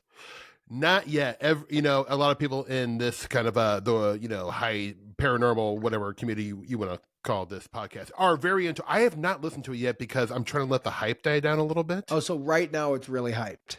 It's hyped. Okay, to the max right now. I just heard it through Derek Waters. Yes. Derek Waters has a buddy, Zach Shields, who I'm just starting to get to know too. And they were just talking about it. But it was the first thing I wrote down, like, okay, let me write this down. Yeah. Didn't know there was a lot of hype on it. Like the sampling, didn't know that this is it, but he's like, you just should check it out. It's kind of incredible, man. Well, you know what's interesting? So I want to mention this to you. So kind of going back with telepathy and psi phenomenon. Yeah. When you were saying something about like America feeling a collective laugh with like All in the Family. If you think about it, at the same time, I know there's different time zones, but like still millions of people were laughing at the same time. Truly. Right? Which is interesting. And they have actually done sci studies. There's this guy named Dr. Dean Radin who has put random number generators all over the country in different places in the world. And at certain moments, these numbers stop being random. For instance, when Princess Diana died, everyone at that time, it was kind of right when the internet was like getting started. So we were still all focused a lot on the same news. When that happened, the numbers stopped being random. Whoa. There are these examples that with scientific, using the scientific method that they can measure that collective psychic energy can affect randomness. And what does that mean? Well, I'll tell you, I don't know what it means, but I will say, I was talking to somebody about this, about ideas, and I don't remember who it was, but it was about writing. Right. And it was Clay Allen. Right. Oh, Clay Allen. Shout out to Clay Allen. Shout out to Clay. We were talking about he's writing a screenplay again. Good. I love hearing he's a great writer. Huge talent. I agree. And he said, like, I don't know, this idea just kind of came and I just feel like I should go for it. And so this idea of this collective unconscious or whatever that is, I think it's always worth exploring that thing you're thinking about doing, because you never know if you're tapping into something greater than yourself or that's important.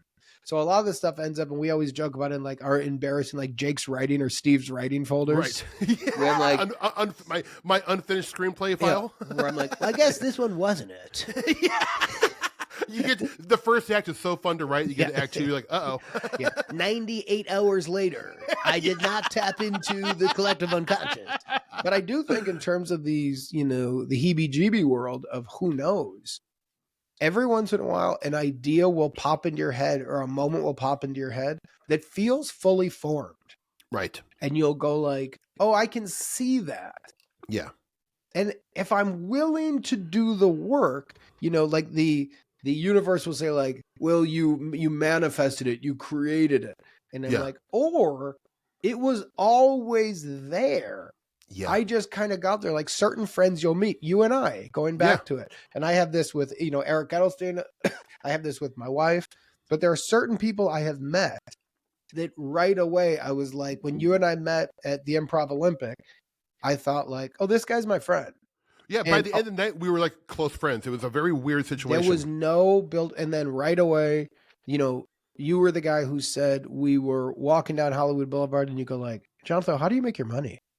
And I was like, I was working at the Hollywood Park Casino. I was like, I work at a casino. And you go, I think you're too funny for that. I'm going to walk you into my commercial agents. We got to get you started. And so you then took me into the agent. We then did that. Then we would sit together and make packets. But I was like, my career would not have happened had I not met you. I would probably still not be in LA had I not met you. I mean, maybe it might have happened in a different way. There might have been someone else. You were too talented not to be. But Steve, that's a nice thing. But we also know there's a lot of people with a lot of talent. There's a lot of things. True. A lot needs to line up. I was not in the union. I had no head for the game. Right. I was as weird as I still am. Yeah. But I always used to believe you just do good work and the business will just hand you a bucket of gold. That ain't true. It's not true. Yeah. But in the 90s, we thought it was true. We sure did. So when you said like, I'm going to walk you in, and then you were like, I'm going to now talk to Liz Hanley about representing you theatrically. Right. He was like, but you got to get some sleep and you got to memorize these lines. Yeah. And I was like, there's 2 lines. It's nearly impossible. Well, it was back then. You'd be so nervous. You'd be like, those are actually the hardest auditions. The hardest. But that whole process, you go, sometimes when I'll look back at stuff and I'll go like, well, if I think about our friendship, not only what it's meant to be on a personal level, but professionally, why you and me that day? There was other people on the team. There was other people in that community. Sure. Really nice people. Yeah. A lot of talented people, A lot of talented, really nice group. I don't think there was a mean person in that scene that I saw. No. But you and I instantly paired up and then became our own thing. Yeah. Yep. Why? Like, John Belushi and Dan Aykroyd used to always say, like, what is the glue between us? And you go like, well, they created the Blues Brothers. They did all this. They built SNL together. So at one moment they just kind of met and were like, oh, there's something here. Yeah. And so is that something between certain people, the stuff in their life that's going to happen, or do they manifest it and create it together? I'm like, I don't know. But when I met Eric Edelstein and I was in my apartment in Las Palmas and Brian Farrell had told me, he's like, he's a real character, dude. And I was like, who? He's like, he's a guy who lives in the building. He's a real character. And then I was home alone and I heard bang, bang, bang. And I opened the door and Eric's standing in the doorway like this. And, you know, he was 6'6". Yeah. And I go like, hey, man. He goes like, you just moved into the building? And I was like, yeah. He goes, I've seen you around. And I was like, yeah, I've seen you too, man. And then he goes, I want a convertible on a game show. You want to go drive around in my convertible and get hamburgers and take some pills? And I go, and at that point, I'd never taken pills. I go, what kind of pills? He was like, some Valium. They'll just kind of calm me down. He goes, I know where to get the best hamburger. And I was like, yeah, man, that sounds great. And as he was talking, I saw a picture of me and him in a black and white photo and the term, this is my friend. Yeah. Well, we then did a live show together called This Is My Friend, which we sold to NBC, which then got us agents and managers. I was just talking to Gassner yesterday.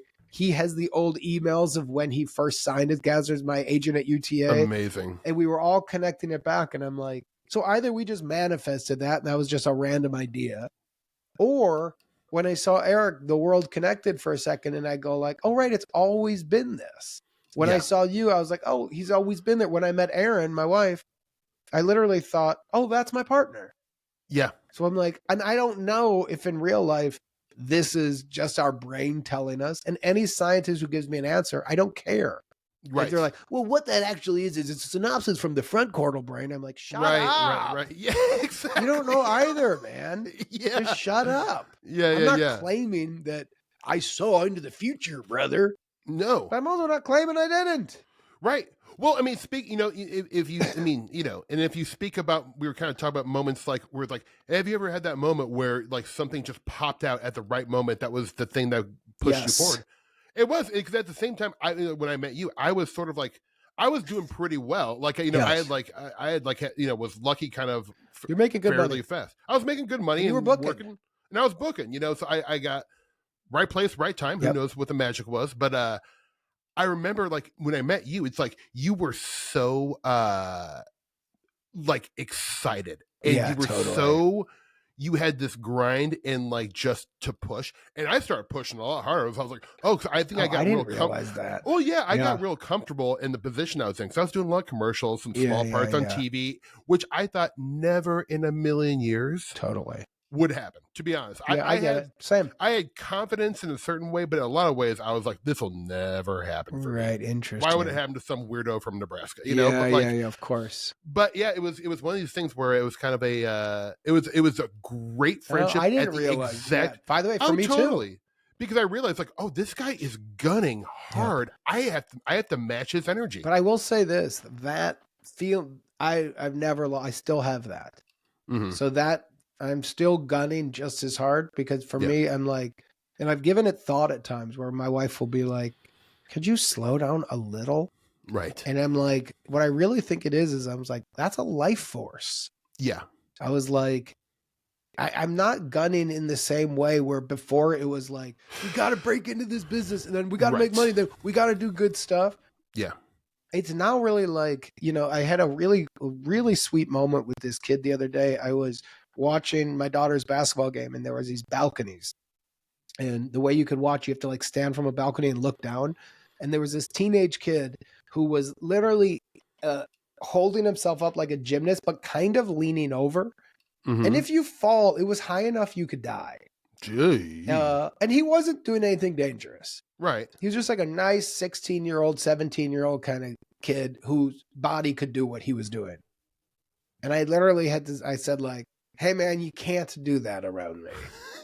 And he goes like, oh, it's all right, man. And I go, I can't be this close to you. I'm right around my kid. I'm sorry to be this guy. Yeah. And we had a laugh, and he was like, it's a real dad moment for you, man. And I'm like, it is. I'm like, I know you're in high school and at your high school, and an old man is saying like, please don't hang over the edge. But I'm like, but please be cool, man. Yeah, And then, he had a big smile and he goes like, hey man, I'm a fan. And I was like, oh, right on. And then he goes, my family and I have watched New Girl like 5 times. And I was like, oh, that's awesome, man. And he goes, it really brings us a lot of joy. Mm-hmm. And I had that thing of like, man, you just summed up what this whole game is actually about. Of like, why is there the grind? Why do you care? It's like, because we're in the fucking joy business. That's exactly right. And when it works, it's joyful to do. There's moments where it is whatever that spiritual thing is. You're like, I'm in a scene with this person. The entire crew is connected.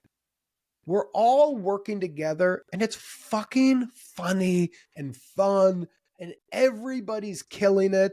And then it all works and the director calls cut at the perfect time. Cast and crew, everybody laughs together and you go like, that was great. And the the words worked, the improv, you're like, perfect. And then when that same piece of thing works for audiences in their homes with their family, you go, this is whatever the magic of life is. This is great. Yeah, really. We have a chance to do this. Yeah. And all I have to do to get there is grind really hard and try to find opportunities and try to like build for it. What the fuck else am I doing? Right. If you're a builder and you want to be building, and when you're not like, I mean, like, do that and find that. That's exactly right. I always do kind of, there'll be those moments where I'm like, oh man, if I like won the lottery and never had to work again, it'd be great. And I'd be, that would last a week and I'd be miserable. I would buy some really stupid stuff. Yeah, exactly. And then I would go, all right, all that money's in some account. Bunch of money went to charity. I feel good about that. I feel good about that account. The money market's interesting. I guess I make 4% of my money. That's cool. And then I'll be like, Donald! Well, no, but you bring up an interesting thing because I do think, sorry. I think, no, that's all right. And I'm going to let you go. No. I got time, Stevie. Steve, it's spam. You might want to get it, dude. It could be important. It's not. You might have booked, dude. You might have booked. It might be the one, baby. It ain't Stevie Spielberg calling Jakey J. Jake, we want to reboot Indiana Jones. Yeah, and it's not going to be you. Okay. No. Why are you calling me? You have the number to somebody else. God damn it, Speaks. You're killing me, Spielberg. You're killing me. Oh my God. But keep going. What were you saying? I do think the creative process, it's the or best. like just be and it I think there's this notion that like, oh, if you don't make your money in the creative arts or being creative, that doesn't matter. I really think everyone is being creative, but like I think it's like make stuff, do something. Exactly. Yeah. I think it is so fun. It's irrelevant. It is. And how it fits. So this was the thing I was talking to Clay about of like, because he was like, yeah, it's just hard. I don't want to do it. And then if it doesn't go anywhere. And I was like, when we ended up talking, he's like, I go, what is the nightmare? He goes, that it's just a file on my computer. And I go, but by the way, I get it. And I go, yeah, but you love writing letters. Yeah. And he goes, well, because it's different. I can send a letter. And I go, then print out the script, put it in a beautiful little booklet with a real cover, and send that to people in your life as a gift. Yeah. Hey, if I got for Christmas a screenplay written by you, I would love to read it. Me too. And then the artwork on the outside was something you cared about, and aesthetically, I'm like, very this person. Yeah.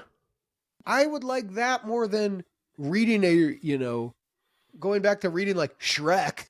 Yeah. And be like, the story structure is amazing because I have that script and I've studied it.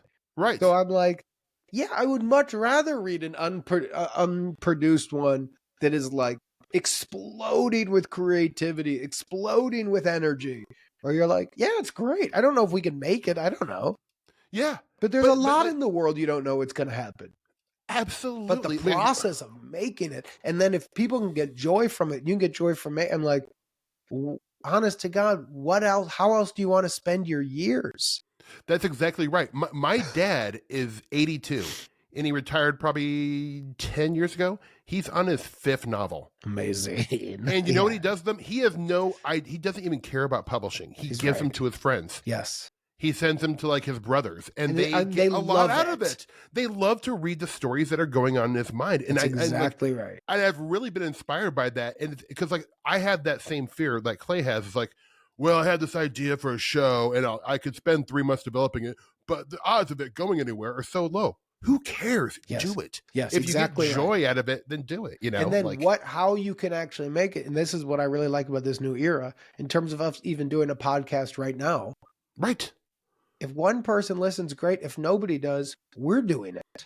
We're sure having a good time. So that's what I started realizing with mine, where I was like, when I decided to come back, Gareth and I were talking, and I was like, well, I still like this. Yeah.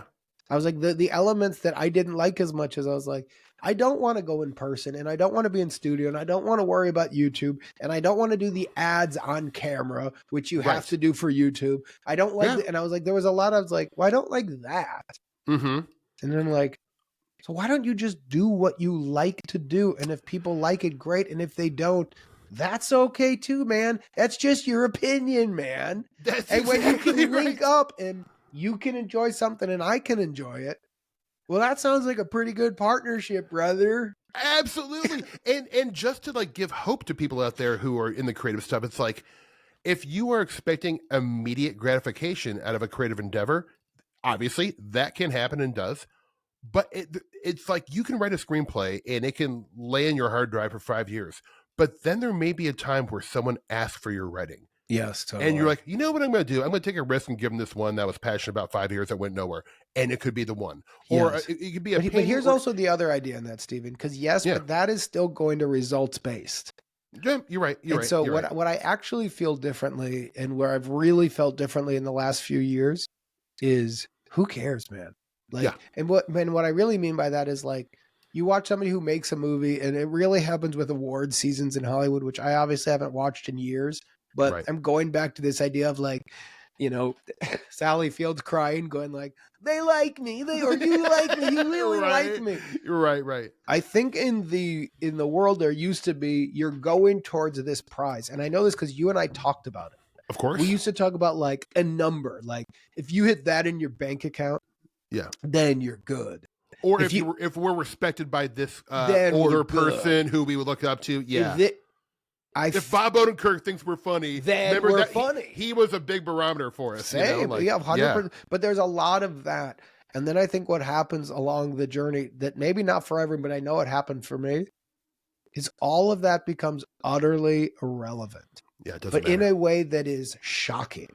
Yeah. That you're like, oh, I'm not negative about, but the SAG Awards, for example, they were trying to get the New Girl cast together. And I love that group. Of course you do, yeah. I was like, I just don't want to go. Yeah. I don't want to put a suit on. I don't want to do it. I'm not negative against the awards at all. I just don't want to spend a Wednesday night and put a suit on, drive in a town car to some hotel, wait in a big line, do a press line where the bright lights of the flash hurt my eyes a little bit. Right. Wait backstage with like super nice people. Of course. Get to meet and be like, cool, that guy from that thing. Not know a lot of people and go like, everyone's surrounding that big star, never heard of them. To then get on stage and do a bit, I'm like, it didn't bring me any joy, so why do it?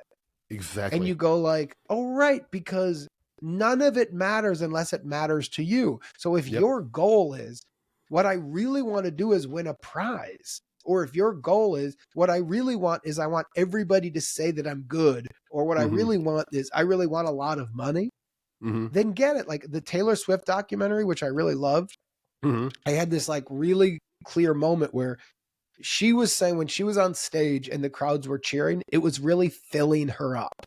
Right. And I was like, what a wonderful gift.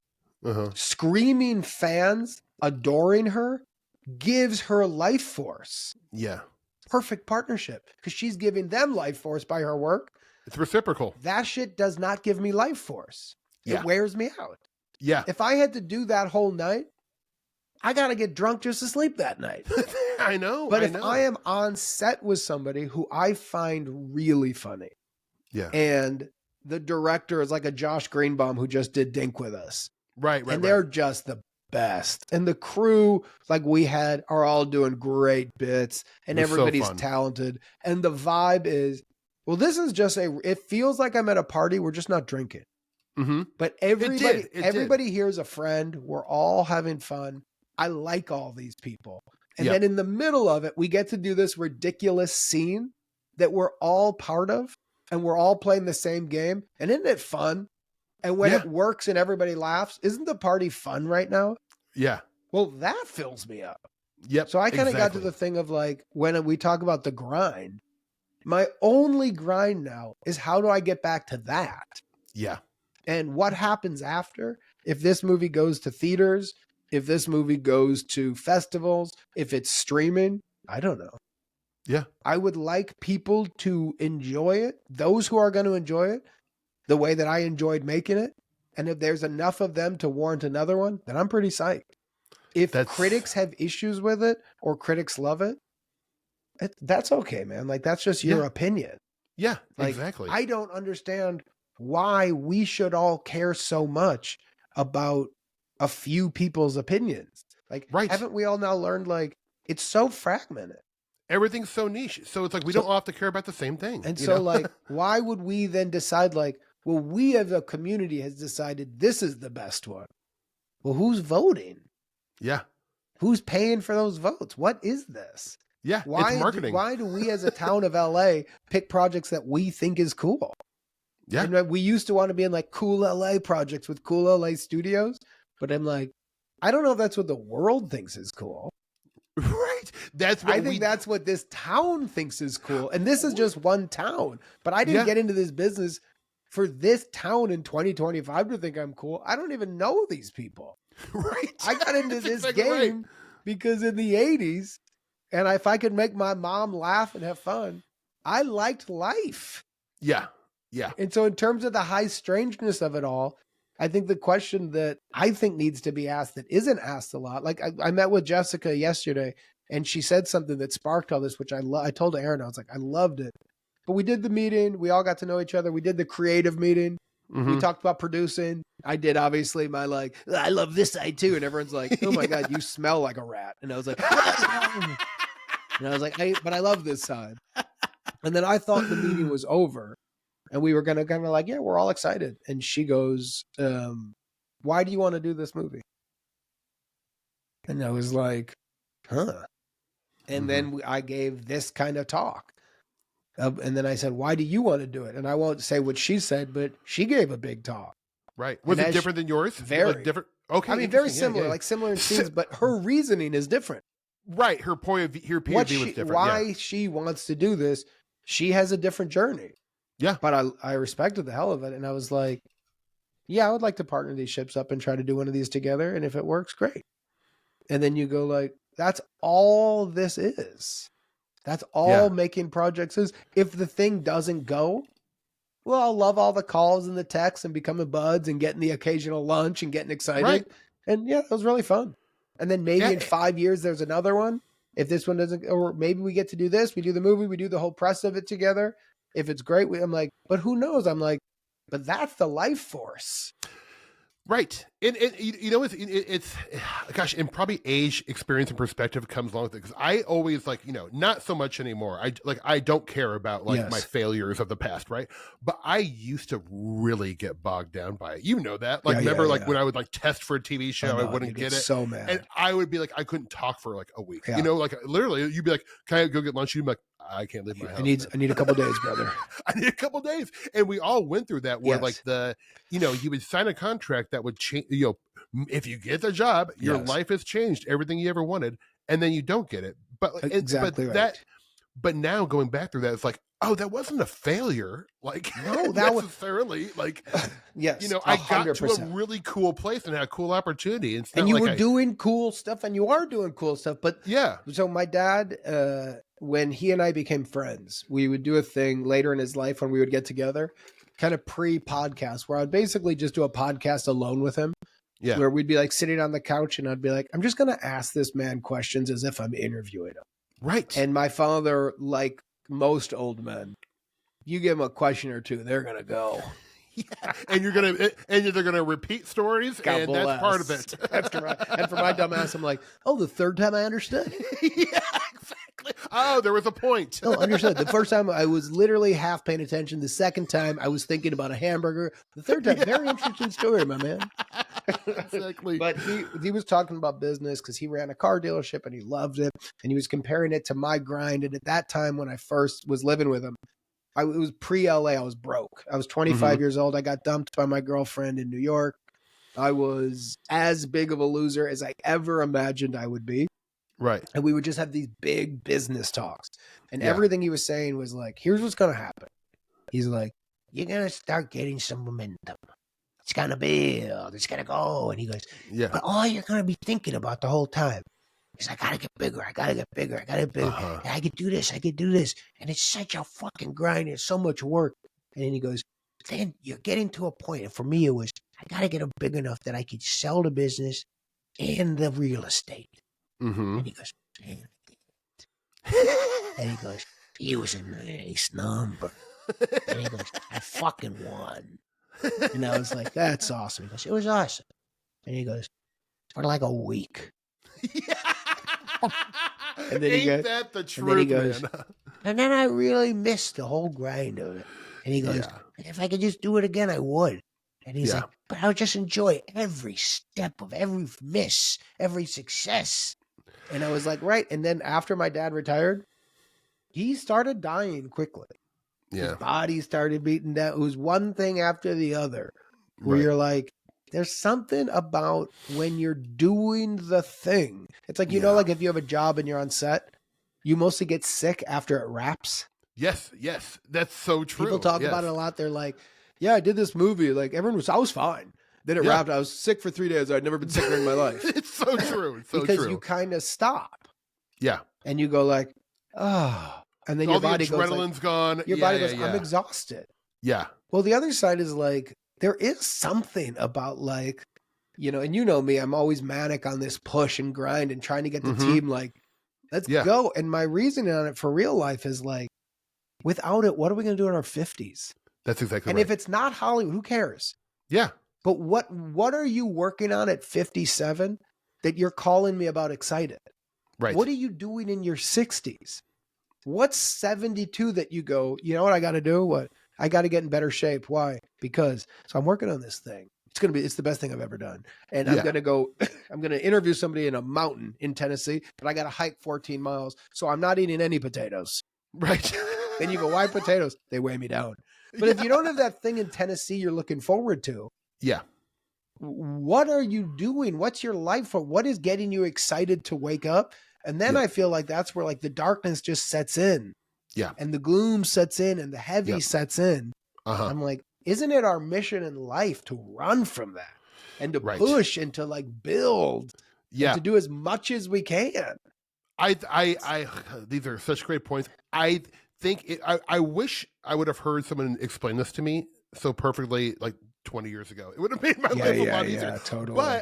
But I will say, maybe I think in the 20s, I kind of needed that. By the way, same with me. I needed that like constant 24/7 stress, struggle. I mean, because, you know, like when you're, especially the early days of acting, it's like, it is a struggle. It's a grind.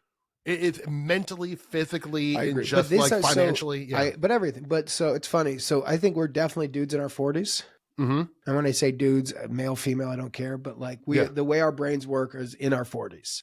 Yeah. So on our podcast, we had 2 people called in who are clearly in their late 20s or maybe early 30s. And it reminded me so much of me and us. They play in a floor hockey league. And it's very competitive. That sounds like us. And the guy who called in, he was calling in because he doesn't claim he's one of the best. He thinks out of 15, he's like 7th best. But there's another guy in the league. I think it was Jack. It might have been Mike, but this other guy in the league, Jack, he thinks he's like the best in the league, but really, we're equals. And I'd like to find a way to prove that we're equals. So the other guy came in and the other guy's whole vibe was like, no, I'm like 1 or 2 in the league and he's like 7 or 8. And you realize that's what the 20s were. Yes. I am the fucking I'm this, you're that, we're going to do blank. And it is us versus them. When you and I became friends, it was the team. We're on the team. I was like, Eric's on the team. Gareth was your guy. You're like, Gareth is on the team. So I'm like, well, if he's on Steve's team, then he's on my team. That's right. But we are a team. Yes. And then the 30s are the breaking down of the team. Right. And you go like, but even this guy who's not on my team, like, I kind of wish him the best too, right? Yeah, of course. Yeah. You start to chill out a little bit. And then the 40s are, who cares, man? Like, isn't it wonderful we get to do this? Right. Yeah. I mean, the 20s were like, it's like we were at war in a certain way in our minds. With ourselves. You know what? With our egos. It truly was. With our egos. That's exactly right. And, Bill Bungeroth and I went to Portland together. And, he had a prostate cancer. He had his prostate removed. And so he's like, I'm just going to Portland to take like a weekend and celebrate that I'm feeling healthy. So I was like, let me just fly up and meet you up. Jeff had died. I was like, let's just have a day where it's just old school friends. There's no business we have to do. There's no it's just fun. So we just spent the day walking around Portland and going to places and experiencing. It was awesome. But that's great. It was the best. But one of the things we were talking about is how confident we all were in our 20s about everything. And then how the 30s is basically the 20s on steroids because you actually, everything you thought is now kind of coming true and you could see it. You're better than you've ever been. Mm-hmm. You still seem like a 20-year-old, but you're not.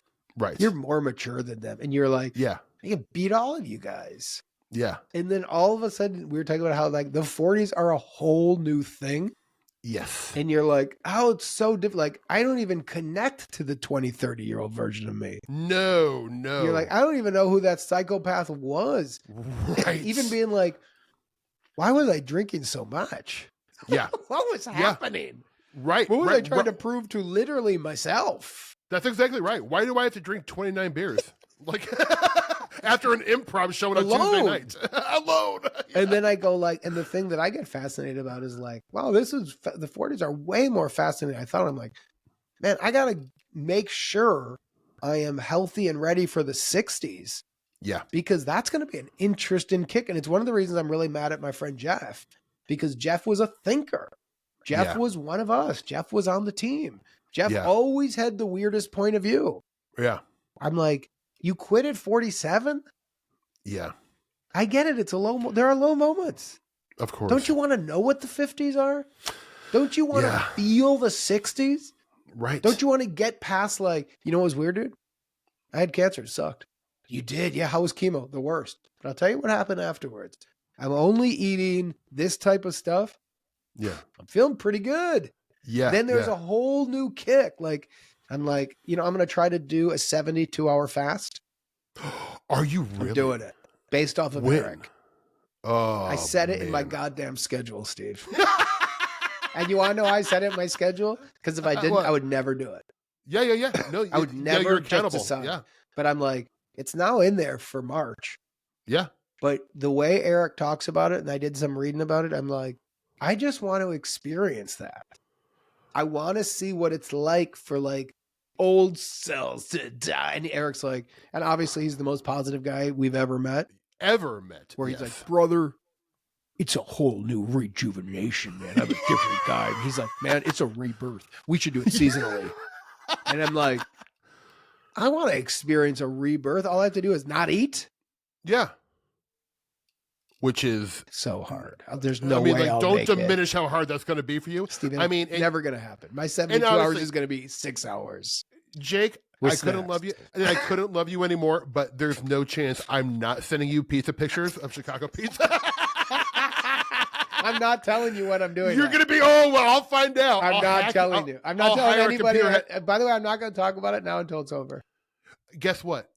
There's no chance hour 3 into it, you're not going to be, hey man, you around? Like I'm really. I got a weird one for you.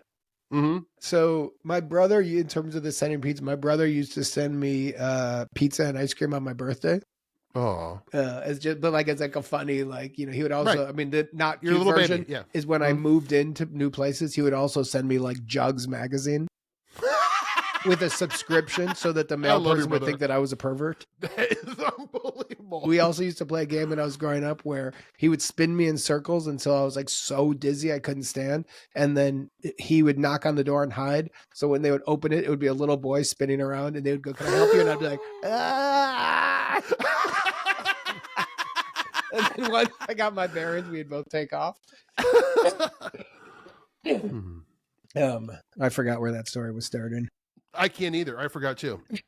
Oh, but it was about getting sent pizza because you said I was going to send pizza. Yeah. If you walked outside and somebody had sent you a random box of pizza, closed, sealed, tape on it, like the pizza has all the lid, everything is closed.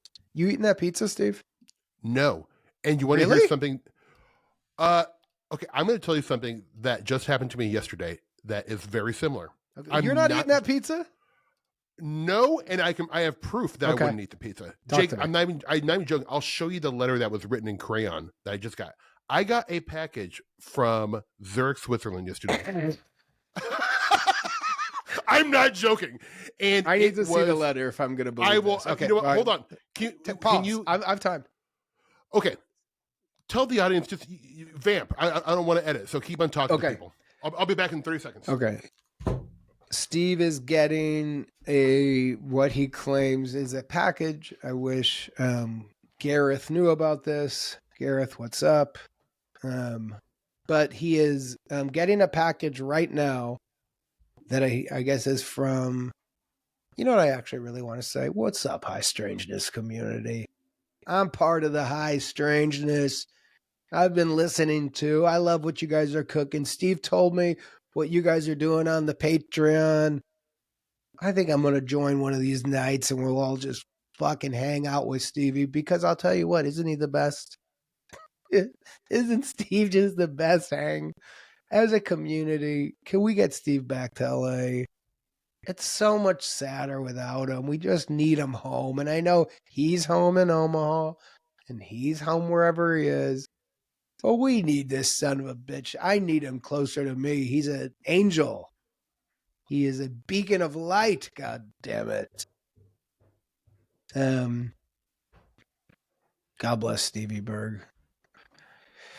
Well, I'm running out of things to say because I'm waiting for the big guy to come. There he is. Okay. He has snacks. Did you bring snacks, Stevie? So, okay, I get this package. Hold on. Okay, I get this package, right?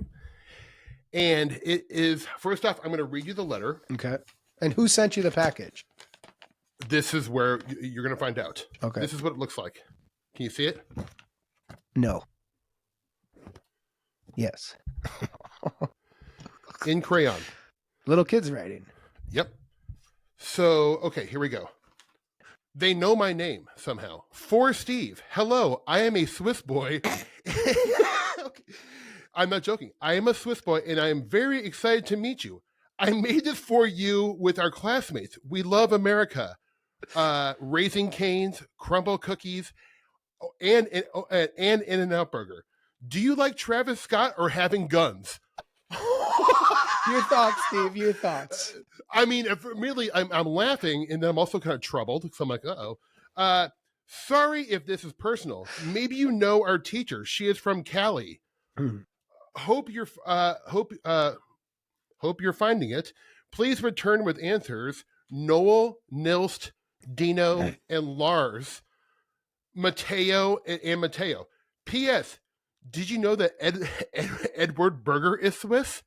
Who's Edward Berger? I have no idea. Then Jake, this is a full. Kids? This is a full package. Okay, this is a full package. Okay, but quickly, what have you done to connect to these kids? Absolutely nothing. So why would they send you this? I have no idea. They know my name. It kind of okay. like Susie's like genuinely like kind of like, I don't know if I like this. This feels like. Oh, I don't think it's scary at all. I don't either. I'm like, I get stuff like this. This is nothing. When I was a kid, we used to do 100% tell her this is nothing. This is nothing. She was not truly paranoid, but like I've had some stalkery-ish moments in my life. But this is nothing. But then they send me this, Jake. They send me 3 different Swiss candy bars. Look at these. I mean, these are fine chocolates. These are fine Swiss chocolates. They send me some weird cookie. They send me Ricola. Look at that. Right. They send me a weird drink, and they warn me that it has dairy in it in case I'm allergic to dairy. But it's all sealed. It's all sealed. Then the kicker is they send me Death of a Salesman. You're an actor. Arthur Miller's Death of a Salesman. Incredible. I mean, and I'm gonna write them back and send them like some I guess candy and other stuff from America, because there was a return address and it was like a Swiss school. What are you gonna say back? I'm gonna try to answer the questions and tell them about what I like in America, or what I please tell me what you're gonna send back, Steve? I'll read the letter to you. Maybe will you'll give me some come notes. on the Patreon for We're Here to Help? Yes. Promise? Yes. I promise. And then we could post it to your High Strangeness Patreon too. Well, we can construct a letter in real time. Maybe you and Gareth can help me write the letter. Well, here's what we can do on mine. We're here to we will not help you, but we'll do it with you. Yes. Okay. Yeah. I'll talk to Gareth about it. Well, yes, we're doing this 100%. I mean, but I can't remember. So you were just asking me about the pizza. I'm like, well, that's a synchronicity. Crazy. I've never been sent a random package with Swiss candies in a letter that's in crayon. When did you get this package? Yesterday. And like at 5 o'clock. What was your thought of? What was percentage of you thinking of eating it? Even the closed stuff. I have not. I mean, honestly, my instinct was, oh my God, I'm going to tear into these chocolates. Fine Swiss, milk chocolate. I mean, yes, please. I mean, this is a wafer chocolate, dude. What could be better, right?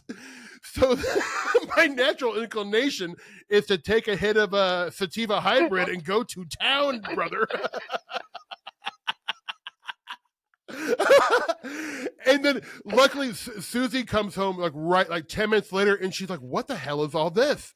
I read her the letter. Susie's she dies. The only reason you didn't eat it. She's the only reason I didn't. She's like, hold on. Maybe don't eat some random food sent from Switzerland. I mean, I love you, Steve. I love you with all my heart. I can't believe. I mean, it is the weirdest package I've ever got. And I went through a roll that you honestly came up in my mind. I'm like, is this an elaborate hoax that Jake would play? And he would have it because he would go to the great length to have find someone to send a package from Switzerland postmarked. And I'm like, nah, would Gareth do it? I don't think Gareth is too lazy to do it. I don't think he's going to do it. Eric would never deceive me like that. No, it's not an Eric. So I really couldn't, it doesn't check out with any of my friends. Weird. But weird, so right? funny. I wouldn't. By the way, I've gotten stuff zero part of me would be scared to eat the stuff. Well, I'm not saying that. I would just say I don't find that there are addresses that aren't public things, and once you're on, I'm like, I don't think there's a dark bone in this body. I don't either. I think it's just a weird pen pal thing, and if you didn't write back, I don't think it matters. Of course not. My guess is they probably did 10 different things. At my kid's school, they're writing letters to Congress people, right? It's right. You just find things that somebody could get excited about, but it's really sweet. And they mentioned that the teacher's from California, so maybe it was someone tangentially I knew, or they liked something I was in. I think that's exactly right. Let's write to the drunk history guy. I think eventually, probably with the teacher, my guess is eventually it's going to become more clear. Right. Then eventually you'll go oh, that was so funny. They'll go, oh my God, I didn't mention my name in it. They said the teacher. I didn't double check the letter. Yeah, that's what's going to happen. It's going to be very clear.